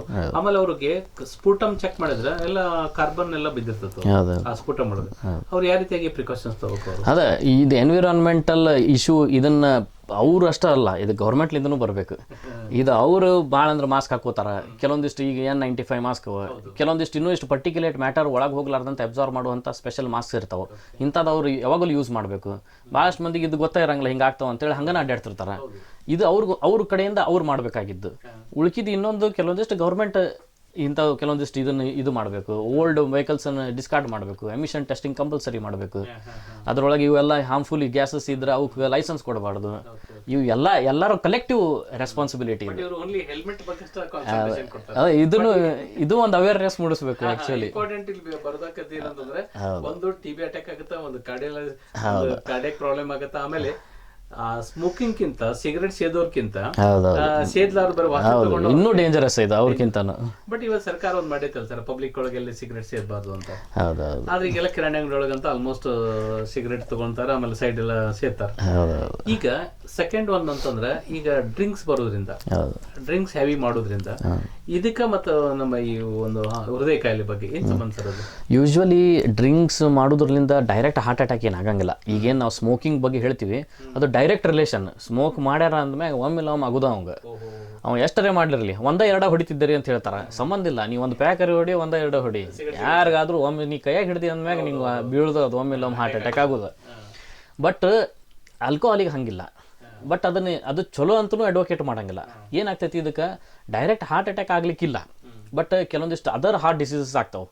ಈಗ ಡೋಸ್ ಡಿಪೆಂಡೆಂಟ್ ಹೈಪರ್ ಟೆನ್ಷನ್ ಜಾಸ್ತಿ ಆಗ್ತೈತಿ. ಕುಡ್ದಂಗೆ ಬಿ ಪಿ ಜಾಸ್ತಿ ಹಾಕೋತ ಹೋಗ್ಬಿಡ್ತೈತಿ ಅವ್ರಿಗೆ. ಆ ಬಿ ಪಿಲಿಂದ ಮತ್ತೆ ಸೆಕೆಂಡರಿ ಎಫೆಕ್ಟ್ಸ್ ಆಗಿ ನರದ ಮ್ಯಾಗ ಇದಾಗಿ ಆಮ್ಯಾಗ ಮುಂದೆ ಬ್ಲಾಕ್ ಆಗ್ತಾವೆ. ಅದು ಒಂದು. ಆಮ್ಯಾಗ ಕೆಲವೊಂದಿಷ್ಟು ಮಂದಿಗೆ ಹಾರ್ಟ್ ದೊಡ್ಡದಾಗ್ಬಿಡ್ತೈತಿ, ಹಾರ್ಟದ ಖಂಡನ ವೀಕ್ ಆಗಿಬಿಡ್ತಾವೆ, ಕಾರ್ಡಿಯೋಮಯೋಪತಿ ಅಂತ ಆಗ್ತಾರೆ. ಕೆಲವೊಂದಿಷ್ಟು ಮಂದಿಗೆ ಆಲ್ಕೋಹಾಲಿಕ್ ಕಾರ್ಡಿಯೋಮಯೋಪತಿ ಅಂತಾಗಿ ಹಾರ್ಟ್ ವೀಕ್ ಆಗಿಬಿಡ್ತಾವೆ. ಕೆಲವೊಬ್ಬರಿಗೆ ಅರಿದ್ಮೆ ಅಂತ ಆಗ್ತಾವೆ, ಜೋರು ಬಡ್ಕೊಂಡು ಹಾರ್ಟ್ ನಿಂದಿರ್ತಾವೆ. ಇವು ಎಲ್ಲನೂ ಆಲ್ಕೋಹಾಲಿಂದ ಆಗೋ ಪರಿಣಾಮಗಳು ಹಾರ್ಟ್ ಮೇಲೆ. ಆಮೇಲೆ ಇನ್ನೊಂದು ಹೇಳಲಿಕ್ಕೆ ಇಷ್ಟಪಡ್ತೀನಿ ನಾನು, ಆಲ್ಕೋಹಾಲ್ ಆಯ್ತು, ಸ್ಮೋಕಿಂಗ್ ಆಯ್ತು, ಇದು ಎನ್ವಿರಾನ್ಮೆಂಟಲ್ ಪೊಲ್ಯೂಷನ್ ಆಯ್ತು. ಇನ್ನೊಂದು ಯಂಗ್ಸ್ಟರ್ಸ್ ಒಳಗೆ ವೆರಿ ರ್ಯಾಂಪೆಂಟ್ ಇರೋದು ಅಂದ್ರೆ ಡ್ರಗ್ ಅಬ್ಯೂಸ್. ಭಾಳಷ್ಟು ಮಂದಿ ಕಾಲೇಜ್ ಒಳಗೆ ಇದನ್ನು ಒಂದು ಹಂಗೆ ಎಲ್ಲ ಫ್ರೆಂಡ್ಸ್ ಜೋಡಿ ಹೋಗಿರ್ತಾರೆ, ಏನೋ ಪಾರ್ಟಿ ಅಂತ ಹೋಗ್ತಾರೆ, ರಿಕ್ರಿಯೇಷನ್ ಆಗಿ ಸ್ಟಾರ್ಟ್ ಆಗ್ತಾವೆ, ಮುಂದೆ ಅಡಿಕ್ಷನಿಗೆ ಒಳಗಾಗ್ಬಿಡ್ತಾರೆ. ಗಾಂಜಾ ಆಗಲಿ, ಕೊಕೇನ್ ಆಗಲಿ, ಇವೆಲ್ಲ ಏನು ಮಾಡ್ತಾವೆ, ರಕ್ತ ಅದೇನು ಕೊರೋನರಿ ಆರ್ಟ್ರೀಸ್ ಇರ್ತಾವಲ್ಲ ಅದ್ರ ಮ್ಯಾಗ ಡೈರೆಕ್ಟ್ ಪರಿಣಾಮ ಬಿದ್ದು ಸ್ಪ್ಯಾಸಮ್ ಆಗಿಬಿಡ್ತಾವೆ. ಹಿಂಗಿದ್ದಿದ್ದು ನರ ಫುಲ್ ಸಣ್ಣದಾಗಿ ಅವು ಒಳಗೆ ಹುಣ್ಣಾಗಿ ಸಡನ್ ಹಾರ್ಟ್ ಅಟ್ಯಾಕ್ ಆಗೋದು ಭಾಳ ಯಂಗ್ಸ್ಟರ್ಸ್ ಒಳಗೆ ಆಗೋದು ಭಾರಿ ವೆರಿ ಕಾಮನ್ ಇದು. So drug abuse very important issue. ಭಾಳಷ್ಟು ಮಂದಿ ಇದನ್ನು ಅಡ್ರೆಸ್ ಮಾಡಬೇಕು. ಸರ್, ಈಗ ಒಂದು ಪ್ರಕೃತಿಗೆ ನಾವು ಆಲ್ಕೋಹಾಲ್ಗೆ ಬೇಕು ಅಂತ ನಾವು ಹೇಳ್ತೇವೆ. ಅಂದರೆ ಆಲ್ಕೋಹಾಲ್ಗೆ ಎಷ್ಟು ಪ್ರಮಾಣ ಬೇಕಾಗುತ್ತೆ ಅಷ್ಟು ಪ್ರಮಾಣ. ಇವರು ಹೆವಿ ತಗೊಳ್ತಾರ. ಈಗ ಅವ್ರು ಅಡಿಕ್ಟ್ ಆದಾಗ ಅವ್ರು ಯಾವ ರೀತಿಯಾಗಿ ಅವಾಯ್ಡ್ ಮಾಡ್ಬೇಕಾಗತ್ತೆ, ಆಮೇಲೆ ಯಾವ ರೀತಿಯಾಗಿ ಕೌನ್ಸಿಲಿಂಗ್ ಕೊಡ್ಬೇಕಾಗತ್ತೆ, ಆಮೇಲೆ ಫುಡ್ ಯಾವ ಟೈಪ್ ತಗೋಬೇಕಾಗತ್ತೆ? ಅದ ಈಗ ನಾವು ಆಲ್ಕೋಹಾಲ್ ಕೆಲವೊಂದಿಷ್ಟು ಮಂದಿ ಸ್ವಲ್ಪ ಡೋಸಸ್ ಒಳಗೆ ಚಲೋ ಅಂತ ಹೇಳ್ತಾರೆ. ಅವು ಕೆಲವೊಂದಿಷ್ಟು LDL ಕೊಲೆಸ್ಟ್ರಾಲ್ ಕಮ್ಮಿ ಮಾಡ್ತಾವೆ. ಭಾಳಷ್ಟು ಮಂದಿ ನಮ್ಮ ಕಡೆ ಆ್ಯಂಜಿಯೋಪ್ಲಾಸ್ಟಿ ಆದ್ಮ್ಯಾಗ ಬಂದು ಇದನ್ನು ಕೇಳ್ತಾರೆ, ಅಲ್ರಿ ಮತ್ತು ಆಲ್ಕೋಹಾಲ್ ಚಲೋ ಅಂತಾರೆ ಹಾರ್ಟಿಗೆ ಅಂತೇಳಿ.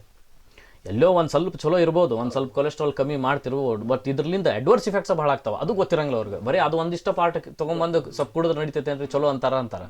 ಹಂಗಲ್ಲ, ಹೇಳಿದ್ನಲ್ಲ, ಅದರಿಂದ ಬಿ ಪಿ ಜಾಸ್ತಿ ಆಗ್ತಾವೆ, ಕಾರ್ಡಿಯೋಮಯೋಪತಿ ಅಂತ ಆಗ್ತಾವೆ. ಸೊ ನಾವು ಯಾವುದೋ ಪೇಷಂಟಿಗೆ ಅದ್ರದ್ದು ಒಂದು ಸ್ವಲ್ಪ ಗುಡ್ ಇಫೆಕ್ಟ್ಸ್ ಇದ್ರೂ ಸುದಕ್ಕೆ ಒಟ್ಟು ಮುಟ್ಲಿಕ್ಕೆ ಹೋಗ್ಬೇಡ್ರಿ ಅಂತ ನಾವು ಅಡ್ವೊಕೇಟ್ ಮಾಡ್ತೀವಿ. ಈಗ ಸೆಕೆಂಡ್ ಒನ್ ಈಗ ಗುಟ್ಕ ಅಂತ ಬಂದವು ಸರ್. ಈಗೆಲ್ಲ ಗುಟ್ಕ, ಆಮೇಲೆ ಅದ್ರಲ್ಲಿ ಅವರು ಏನೋ ಮಾಡಿದ್ರು, ನೀವು ಏನು ಹೇಳಿದ್ರು ಎಲ್ಲ ಪೇಷಂಟಿಗೆ ನಾವು ಭಾಳ ಚರ್ಚೆ ಮಾಡೋದು. ಸಾಮಾನ್ಯ ಜನಕ್ಕೆ ಏನಂತಂದ್ರೆ, ಯಾಕೆ ಕುಡಿದಪ್ಪ ಅಂದ್ರೆ ಇಲ್ರಿ ನಂಗೆ ಟೆನ್ಷನ್ ಅದು ಅಂತಾರೆ. ಈಗ ಒಂದ್ಸಲ ಟೆನ್ಷನ್ ಅಂತ ಕುಡಿತಾರೆ, ಒಂದ್ಸಲ ಖುಷಿ ಅಂತ ಕುಡಿತಾರೆ, ಏನೋ ಒಂದು ಸಂದರ್ಭ ಅನುಕೂಲಕ್ಕೆ ಕುಡಿತಾರೆ, ಆಮೇಲೆ ಡ್ರಿಂಕ್ಸ್ ಎಲ್ಲ ಮಾಡ್ತಾರೆ. ಇವ್ರಿಗೆ ನಿಮ್ಮ ಸಜೆಷನ್ನು ಅಂದರೆ ಯಾವ ರೀತಿಯಾಗಿ ಅದನ್ನ ಅವಾಯ್ಡ್ ಮಾಡ್ಬೇಕು ಅವ್ರಿಗೆ, ನೀವು ಅವ್ರಿಗೆ ಸಲಹೆ ಕೊಡ್ತೀವಿ? ಅಲ್ಲ, ಅವ್ರಿಗೆ ಫಸ್ಟ್ ಆಫ್ ಆಲ್ ಇದರಿಂದ ಆಗೋದು ಇವೆಲ್ಲ ಏನೇನು ಇಫೆಕ್ಟ್ಸ್ ಆಗ್ತಾವೆ, ಇಂಜುರೀಸ್ ಏನೇನು ಆಗ್ತಾವೆ, ಏನಿದ್ರೆ ಡಿಸ್ಅಡ್ವಾಂಟೇಜಸ್ ಅನ್ನೋದು ತಿಳಿಸಿ ಹೇಳಬೇಕು. ಆಮ್ಯಾಗ ಅದನ್ನು ಬಿಟ್ಟ ಮೇಲೆ ಅವ್ರಿಗೆ ಏನು ಗುಡ್ ಇಫೆಕ್ಟ್ಸ್ ಆಗ್ತಾವೆ ಅನ್ನೋದನ್ನು ಗೊತ್ತಾಗಬೇಕು ಅವ್ರಿಗೆ. ಈಗ ಎಷ್ಟೋ ಮಂದಿಗೆ ನಾವು ಆಲ್ಕೋಹಾಲ್ ಬಿಟ್ಟ ಮ್ಯಾಗ ಎಷ್ಟೋ ಮಂದಿ ಬಿ ಪಿ ಎಷ್ಟೋ ನಾರ್ಮಲಿಗೆ ಬಂದುಬಿಟ್ಟಿರ್ತಾವೆ. ಅದು ಅವ್ರಿಗೆ ಅದು ಸೆಲ್ಫ್ ರಿಯಲೈಸೇಷನ್ ಆಗ್ಲಿಕ್ಕೆ ಹತ್ಬಿಡ್ತೈತೆ. ಹೌದಪ್ಪ, ನಾ ಬಿಟ್ಟರೆ ನನಗೆ ಚಲೋ ಆಗ್ತೈತಿ ಅಂಥೇಳಿ ಅವ್ರು ಓನ್ ಬಂತು ಅಂತಂದ್ರೆ, ಈಗ ನಾವು ಡಾಕ್ಟರ್ಸ್ ಬಂದಾಗ ಬಿಡ್ರಿ ಅಂತ ಹೇಳ್ತೀವಿ, ಅಷ್ಟೇ ಕಳಿಸ್ತೀವಿ. ಬಟ್ ಯಾರು ಬಿಡ್ತಾರೆ? ಅವ್ರಿಗೆ ಕರೆಕ್ಟಾಗಿ ಈ ಇಫೆಕ್ಟ್ಸ್ ತಮ್ಮ ಬಾಡಿ ಮೇಲೆ ತಮ್ಮ ಓನ್ ರಿಯಲೈಸೇಷನ್ ಆಗ್ತಾವಲ್ಲ, ಅವಾಗ ಎಷ್ಟೋ ಮಂದಿ ಬಿಡ್ತಾರೆ. ನೀವು ಹೇಳಿದ ಕರೆಕ್ಟ್ ರೀ, ಬಿಟ್ಕೊಳ್ಳಿ, ಬಿ ಪಿ ಒಮ್ಮೆ ನಾರ್ಮಲ್ ಆತ್ರಿ ಅಂತ ಹೇಳ್ತಾರೆ. ಕೆಲವೊಂದಿಷ್ಟು ಮಂದಿಗೆ ಮೆಂಟಲ್ ಫಿಟ್ನೆಸ್ ಅಷ್ಟು ಇರಂಗಿಲ್ಲ. ಇಂಥವ್ರು ಭಾಳ ರೇರ್ಲಿ ಭಾಳ ಅಡಿಕ್ಟೆಡ್ ಇದ್ದವ್ರಿಗೆ ಕೆಲವೊಂದಿಷ್ಟು ಡಿ ಅಡಿಕ್ಷನ್ ಸೆಂಟರ್ಸಿಗೂ ಕಳಿಸ್ಬೇಕಾಗ್ತಾವೆ. ಅಲ್ಲಿ ಹೋಗಿ ಅವ್ರಿಗೆ ಸ್ಲೋಲಿ ಅದನ್ನು ಕಡಿಮೆ ಮಾಡಿ ಅವ್ರಿಗೆ ಅಡ್ವರ್ಸ್ ಇಫೆಕ್ಟ್ಸ್ ಆಗ್ಲಾರ್ದಂಗೆ ಕೌನ್ಸಿಲಿಂಗ್ ಮಾಡಿ ಅದು ಬೇರೆ ಎಷ್ಟು ಗುಳಿಗೆ ಕೊಟ್ಟು, so de addiction centres help ಆಗ್ತಾವೆ ಕೆಲವೊಂದಿಷ್ಟು ಮಂದಿಗೆ.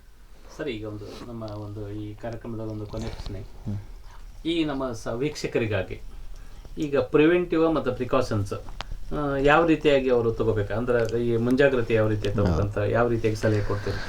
ಸೊ ವೆರಿ ಇಂಪಾರ್ಟೆಂಟ್ ಕ್ವಶನ್ ಇದು. ಯಾಕಂದ್ರೆ ಈಗಿನ ಸಿಚುವೇಶನ್ನಿಗೆ, ಈಗಿನ ಲೈಫ್ ಸ್ಟೈಲಿಗೆ, ಈಗಿನ stressful highly ambitious life style ಇರೋದ್ರಲ್ಲಿಂದ ಪ್ರತಿಯೊಬ್ಬರೂ ಅಬೌವ್ 30 years ಎಲ್ಲರೂ ಪ್ರೋನ್ ಫಾರ್ ಹಾರ್ಟ್ ಅಟ್ಯಾಕ್. ಇಂಥವ್ರು ಬರೀ ಒಂದು ಶುಗರ್ ಇರೋರಿಗೆ ಅಷ್ಟೇ ಅಲ್ಲ, ಕೊಲೆಸ್ಟ್ರಾಲ್ ಇರೋರಿಗೆ ಅಷ್ಟೇ ಅಲ್ಲ, ಎಂಥ ಹೆಲ್ದಿ ಪರ್ಸನ್ ಇರಲಿ. ಎಷ್ಟೋ ಮಂದಿ ಮ್ಯಾರಥಾನ್ ಓಡೋರಿಗೆ ಆಗಲಿ ನೋಡಿರ್ತೀವಿ ಹಾರ್ಟ್ ಅಟ್ಯಾಕ್. ಎಷ್ಟೋ ಮಂದಿ ಕೋಚಸ್ ಇರ್ತಾರೆ, ಅವ್ರಿಗೇನೆ ಆಗಿಬಿಟ್ಟಿರ್ತಾವೆ. ಸೊ ಅವ್ರು ಹೆಲ್ದಿ ಇದ್ದಾರೆ ಅಂಥೇಳಿ ಹಂಗೆ ನಂಗೆ ಜಡ್ಡಿಲ್ಲ ಹಂಗಲ್ಲ. ಅಬೌವ್ 30 years ಎಲ್ಲರೂ ಒಂದು ಕಾರ್ಡಿಯಾಕ್ ಚೆಕಪ್ ಮಾಡಿಸ್ಬೇಕು. ಈಗ ಹೆಂಗೆ ನಿಮ್ಮ ಬರ್ತ್ಡೇ ಸೆಲೆಬ್ರೇಟ್ ಮಾಡ್ತೀರಿ, ಮ್ಯಾರೇಜ್ ಆ್ಯನಿವರ್ಸರಿ ಸೆಲೆಬ್ರೇಟ್ ಮಾಡ್ತೀರಿ, ಹಿಂಗೆ ಎವ್ರಿ ಇಯರ್ಲಿ ಒಂದು ಹೆಲ್ತ್ ಚೆಕಪ್ ಅಂತ ಹಾಕೋರಿ. ಅದು ಎಲ್ಲದಕ್ಕಿಂತನೂ ಹೈಯೆಸ್ಟ್ ಬೆನಿಫಿಟ್ ಆಗ್ತೈತೆ ನಿಮಗೆ. ನಾರ್ಮಲ್ ಏನಪ್ಪ ಬಂದಾಗ ಅಟ್ಲೀಸ್ಟ್ ಒಂದು ಶುಗರ್, ಒಂದು BP ಮತ್ತು ಕೊಲೆಸ್ಟ್ರಾಲ್ ಇಷ್ಟು ಮತ್ತು ಒಂದು TMT ಅಂತ ಒಂದು ಟೆಸ್ಟ್ ಮಾಡ್ತೀವಿ, ಸ್ಟ್ರೆಸ್ ಟೆಸ್ಟ್. ಇದ್ರೊಳಗೆ ಮುಂದೆ ಹಾರ್ಟ್ ಅಟ್ಯಾಕ್ ಆಗೋದಿತ್ತಂದ್ರೆ ಮುಂಚಿತವಾಗಿನ ಗೊತ್ತಾಗ್ಬಿಡ್ತಾವೆ ಏನರ ಬ್ಲಾಕ್ ಇದ್ದು ಅಂತಂದ್ರೆ. ಇವು ಇಷ್ಟು ಎವ್ರಿ ಇಯರ್ ಪ್ರತಿಯೊಬ್ಬ ಮನುಷ್ಯನೂ ಮಾಡಬೇಕು. ಆಮ್ಯಾಗ ಕೆಲ ಲೈಫ್ ಸ್ಟೈಲ್ ಚೇಂಜಸ್ ಅಂತೂ ಹೇಳಿಬಿಟ್ಟೀನಿ. Good exercise 15 to 20 minutes every day, at least 5 days ಇಷ್ಟು ಮಾಡಬೇಕು. ಹೆಲ್ದಿ ಲೈಫ್ ಸ್ಟೈಲ್, ಇವು ಕೋಲ್ಡ್ ಡ್ರಿಂಕ್ಸ್ ಎಲ್ಲ ಬಿಡಬೇಕು, ಹೈ ಕ್ಯಾಲರಿ ಡೈಟ್ ಬಿಡಬೇಕು, ಜಂಕ್ ಫುಡ್ಸ್ ಬಿಡಬೇಕು, ಹೆಚ್ಚು ಆರ್ಗ್ಯಾನಿಕ್ ಫುಡ್, ಫ್ರೂಟ್ಸ್, ವೆಜಿಟೇಬಲ್ಸ್ ಇಂಥವು ತಿನ್ನಬೇಕು. ಮತ್ತು high stressful life, over ambitious ಆಗಬೇಡ್ರಿ. ನಾರ್ಮಲ್ ಲೈಫ್ ಇರಬೇಕು, ಅತಿ ಓವರ್ ಆ್ಯಂಬಿಷಿಯಸ್ ಆಗಬಾರ್ದು. ಇದ್ದಿದ್ರೊಳಗೆ ಕಂಟೆಂಟೆಡ್ ಇರಬೇಕು, ಲೈಫ್ ಒಳಗೆ ಹ್ಯಾಪಿ ಇರಬೇಕು. ಫೈನಲಿ ಇದೆಲ್ಲ ಕೌಂಟ್ ಆಗೋದು. ಪ್ರಿಯ ವೀಕ್ಷಕರೇ, ಈ ಹೃದಯಾಘಾತದ ಬಗ್ಗೆ ಸಂಪೂರ್ಣ ಒಂದು ಮಾಹಿತಿ ಕೊಟ್ಟಂತೆ ಡಾಕ್ಟರ್ ಸಂಜೀವ್ ಅವರು ಒಂದು ಇಂಪಾರ್ಟೆಂಟ್ ಏನು ಹೇಳಿದೆ ಅಂತಂದ್ರೆ, ಒಂದು ವಿಶೇಷ ಒಂದು ಮಾಹಿತಿಯನ್ನು ಕೊಟ್ಟರಂತಂದ್ರೆ, ನಾವು ಪ್ರತಿ ವರ್ಷ ನಾವು ಬರ್ತ್ಡೇ ಆಚರಿಸ್ತೇವೆ. 100 ವರ್ಷ ಆಯುಷ್ಯ, 100 ವರ್ಷ ಬದುಕಲಿ ಅಂತ. ಬಟ್ 100 ವರ್ಷ ಬದುಕಲಿ ಅಂತ ಹೇಳಬೇಕಾದ್ರೆ ಅವನ ಆರೋಗ್ಯ ಬಗ್ಗೆ ಇಂಪಾರ್ಟೆಂಟ್. ನಾವೇನು ಹೇಳ್ತೀವಿ ಅಂತಂದ್ರೆ, ಸೃಷ್ಟಿ ಜಗತ್ತು ಚೇಂಜ್ ಆಗ್ಯದ ಅಥವಾ ಸೃಷ್ಟಿ ನಿಯಮ ಚೇಂಜ್ ಆಗ್ಯದ. ಬಟ್ ಸೃಷ್ಟಿ ಸೂರ್ಯನದನ್ನ ಚಂದ್ರದನ್ನ ಗಾಳಿ ಇರೋದು, ಯಾವ ರೀತಿ ಪೃಥ್ವಿ ಚೇಂಜ್ ಆಗಿಲ್ಲ. ನಾವು ನಮ್ಮ ಒಂದು ಆ್ಯಟಿಟ್ಯೂಡ್, ನಮ್ಮ ಚಟುವಟಿಕೆಗಳನ್ನು, ನಮ್ಮ ಒಂದು ಇರ್ತಕ್ಕಂಥ ಭಾವನೆಗಳನ್ನು ನಾವು ಚೇಂಜ್ ಮಾಡ್ಕೊಳ್ತೇವೆ. ಲೈಫ್ ಸ್ಟೈಲ್ ಹೋಗಿವಿ, ಏನು ಮಾಡಬೇಕು ಅದನ್ನು ಮಾಡೋಕತ್ತಿಲ್ಲ, ಏನು ಮಾಡಬಾರ್ದು ಅದನ್ನು ನಾವು ಮಾಡಕತ್ತೀವಿ. ನಾವು ಲೈಫ್ ಸ್ಟೈಲ್, ನಮ್ಮ ಜೀವನ ಒಂದು ಚೇಂಜ್ ಮಾಡಕತ್ತೀವಿ. ಆ ಒಂದು ಲೈಫ್ ಸ್ಟೈಲ್ನ ನಾವು ಚೇಂಜ್ ಮಾಡಬೇಕಾದ್ರೆ ಅದರಿಂದ ನಮ್ಮಲ್ಲಿ ಆರೋಗ್ಯಕ್ಕೆ ಪ್ರತಿಯೊಂದು ರೋಗಗಳು ನಾವು ಉದ್ಭವಕ್ಕೆ ಕಾರಣ ಆಗ್ಯವು. ಆ ಒಂದು ನಾವು ಮಾಡ್ತಕ್ಕಂಥ ರೋಗಗಳನ್ನ ಉದ್ಭವಕ್ಕೆ ನಾವು ಅದನ್ನು ಸೃಷ್ಟಿ ಮೇಲೆ ನಾವು ಹಾಕಿ, ನಾವು ಅದನ್ನು ನಮ್ಮ ಮತ್ತೊಬ್ಬರ ಮೇಲೆ ನಾವು ಅದನ್ನು ಹಾಕಿ ನಮ್ಮ ಪ್ರಕೃತಿ ಎಲ್ಲ ಹಾಳು ಮಾಡ್ಕೊಳತ್ತೇವೆ ಅಂತ ಒಂದು ಸಂದರ್ಭ. ಬಟ್ ಇಂಪಾರ್ಟೆಂಟ್ ಇಲ್ಲಿ ಏನಂತಂದ್ರೆ, ಈ ಪ್ರತಿ ಒಂದು 40 ವರ್ಷ ನಂತರ ಪ್ರತಿಯೊಬ್ಬರು ಒಂದು ಹೃದಯ ಕಾಲ ಸಂಬಂಧಪಟ್ಟಂತಂದ್ರೆ ECG ಇರ್ಬೋದು, ಈಕೋ ಇರ್ಬೋದು, TMT ಇರ್ಬೋದು, ಇವನ್ನ ಕಂಪಲ್ಸರಿಯಾಗಿ ಮಾಡೋದ್ರಿಂದ ಬರ್ತಕ್ಕಂಥ ನಮ್ಮ ಹೃದಯಾಘಾತ ಇರ್ಬೋದು, ಒಂದು ಹೃದಯ ಕಾಯಿಲೆಗಳನ್ನು ತಡೆಗಟ್ಟಬಹುದು ಅಂತ ಒಂದು ಸಂಪೂರ್ಣ ಮಾಹಿತಿಯನ್ನು ಕೊಟ್ಟು, ನಿಜವಾಗ್ಲೂ ನಾವು ಪ್ರತಿಯೊಬ್ಬರು ಇನ್ಮೇಲೆ ನಾವು ಆ 40 ವರ್ಷ ನಂತರ ನಾವು ಯಾರಾದರೂ ಬರ್ತ್ಡೇ ಆಚರಿಸಬೇಕಾದ್ರೆ, ಇನ್ನು ಪ್ರತಿ ವರ್ಷ ನಾವು ಪ್ರತಿಯೊಂದು ಈ ಸರ್ ಹೇಳ್ದಂಗೆ, ನಾವು ಡಾಕ್ಟರ್ ಹೇಳ್ದಂಗೆ, ನಾವು ಪ್ರತಿಯೊಂದು ಒಂದು ಇನ್ವೆಸ್ಟಿಗೇಷನ್ ನಾವು ಮಾಡಿಸಿ ನಮ್ಮ ಆರೋಗ್ಯ ನಾವು ಕಾಪಾಡ್ಬೋದು, 100 ವರ್ಷ ನಾವು ಬದುಕ್ಬೋದು ಅಂತ ಒಂದು ವಿಶ್ವಾಸದಿಂದ ನಾವು ಈ ಕಾರ್ಯಕ್ರಮವನ್ನು ಮುಕ್ತಾಯ ಮಾಡ್ತಾ ಇದ್ದೇವೆ. ಇವತ್ತು ಸಂಪೂರ್ಣವಾಗಿ ಮಾಹಿತಿ ಕೊಟ್ಟಂಥ ಡಾಕ್ಟ್ರಿಗೆ ತುಂಬ ಹೃದಯಪೂರ್ವಕ ಧನ್ಯವಾದಗಳು. ನಮಸ್ಕಾರ ಸರ್. ಉತ್ತರ ಪ್ರಭಾ, ಇದು ಪ್ರತಿ ಮನದ ಪೈರು.